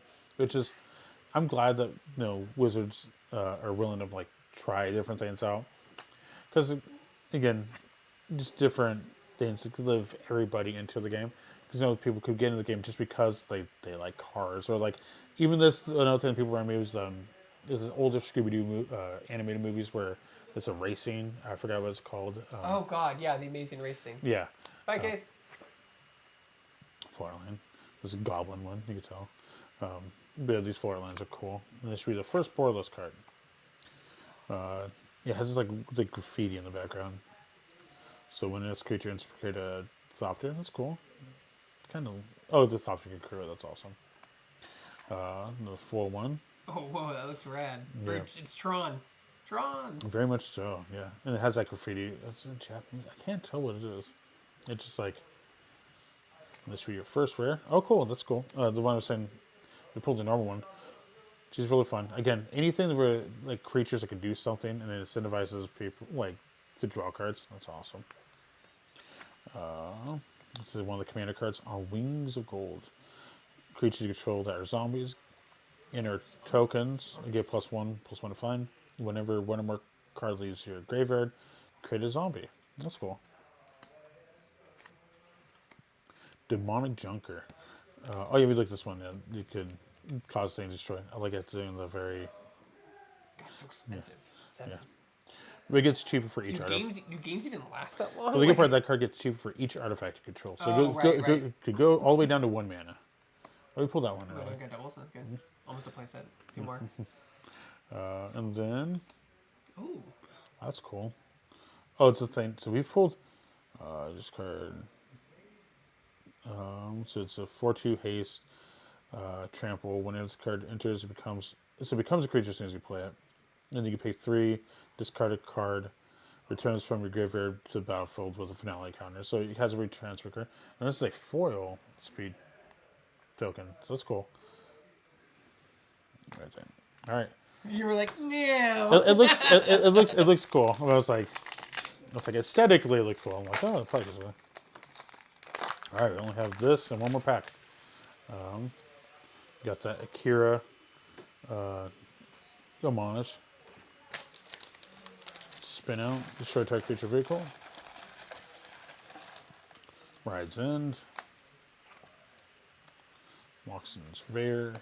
So luckily these cards, we've seen plenty of these so far, but they could probably get in the 4 versions. Back on track. Yeah, everything's like, like you can tell, like without really reading, know much about this, just like look at the cards, you can tell that there's a lot of mishaps that happen because there's like, get back on there, spinning out, roadside blowout or something like that. Yeah. Oh, God bless the person who named that card and got it. Yeah. That's what the tire is. Yeah. You can see like the security thing. What's a blowout? Oh, it's when like your tire explodes. Okay, thumbs up. Awesome. All these, it's like, oh, they're supposed to be bugs, but they luckily don't have the bug keyword, or unfortunately don't. Oh yeah, these things are cool. Just little rollerblades. Yeah, very the anime, very anime-ish. Yeah. The Speed Racer we talked about. This should be a rare. Oh, the Link. Hey, Link. Yeah. Luckily, it's pretty cool. Again, luckily it has stuff that kind of combats its like wanting to destroy it immediately. This is one of the commander cards. So each creature card in your hand has cycle. So this could just kind of discard a lot of cards. All right, and this should be a first rare special art. Oh, there's the normal version of the Link. Yeah. It's not Link. Yeah. It's Zelda. This one's a fun one. Essentially, when you get max speed, it just asks for 2 colors, man. It's not bad. Extended art. Yeah, and last one is going to be... Ooh, this is the card Alex is actually looking for. Gonti's a really fun one. This one is so whenever a player casts a spell that they don't control, they don't own, that player creates a treasure token. So it kind of incentivizes what this does.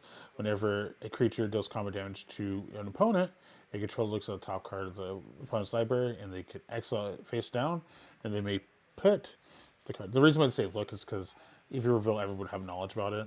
But you get to look at it and put it face down, and then you can spend any of your mana to cast that spell. And the good part, it kind of like the Link card, it lets incentivize people to attack each other, and if not you per se. So the good part is like, hey, if you attack him, you get the top card of the deck, and you get a treasure token if you cast it. So it's a really cool card. Of course, got that. All right, last pack. Serialized cards, right? That's what we want at this Oh, point. I'm not sure if they're serialized. Maybe. I know the big thing you want to get is the Radiant Lotus Fracture Flow. I mean, like the ideal card. All right, last pack. Let's see what we got here. Got the Glitch Ghost, Blossomy Sands, Crash and Burn. Again, another like racing like terminology. Pothole Mole. Roadside Assistance. It should be the AAA guy. Yeah. I just said guy in a desk. Yeah. So what's the issue? No, it's good. That should be the land. That's cool. Oh, nice. Okay. So the good part, I think you pulled all of them. Oh, sick. Another one of those cool, that's borderless. Right? Yeah. Yeah. Pretty neat. And then you got Hole Drifter. Kind of pays homage to Mole Drifter. This doesn't have the Invoke, which is kind of like a cool thing. All right, so this should be a commander card. The first rare. Supposed to get away. Not bad. Let's do it. Exile top up to 1 artifact or creature, return it back to the battlefield under its own control. At the beginning of its next end step, it deals 4 damage to each creature. Oh, so you remove a creature, deal 4 damage to everything, and then it returns back. So it's kind of like you could use like a board wipe. Board wipe, yeah. This is one for the commander decks. Task one for any mana of one of any color. Pay 4. Activate only as a sorcery. Double the number of each kind of counters on target permanent, or double the number of each kind of counters you have. Not bad. Oh, double counters though. I mean, like Yeah. if you're in late game, you pull that. That's pretty good. Oh, you got Hey. the corgi. But the other art of it. So this is called. This creature gets one instant 1/1 counter on it. So it's a 1 mana 1/1. You can remove 2 1/1 counters from it. And destroy target artifact. Whenever this creature attacks while saddled, you put a 1/1 counter on it. It's not bad. What is it called? Is this called Corgi? Distract mascot. Oh, district mascot. Oh, this card's cool. Oh, whoa, cool art. Oh, it's the thing I was having a hard time like interpreting what it was. And the last card we got is the Speed Demon, but we got the showcase foil. Let's see. I like it. Did not get Oh, that's cool too, though. That's pretty cool. That art is really 80s. Yeah, it's awesome. Yeah, that's the last card. That's like golem, a flying golem.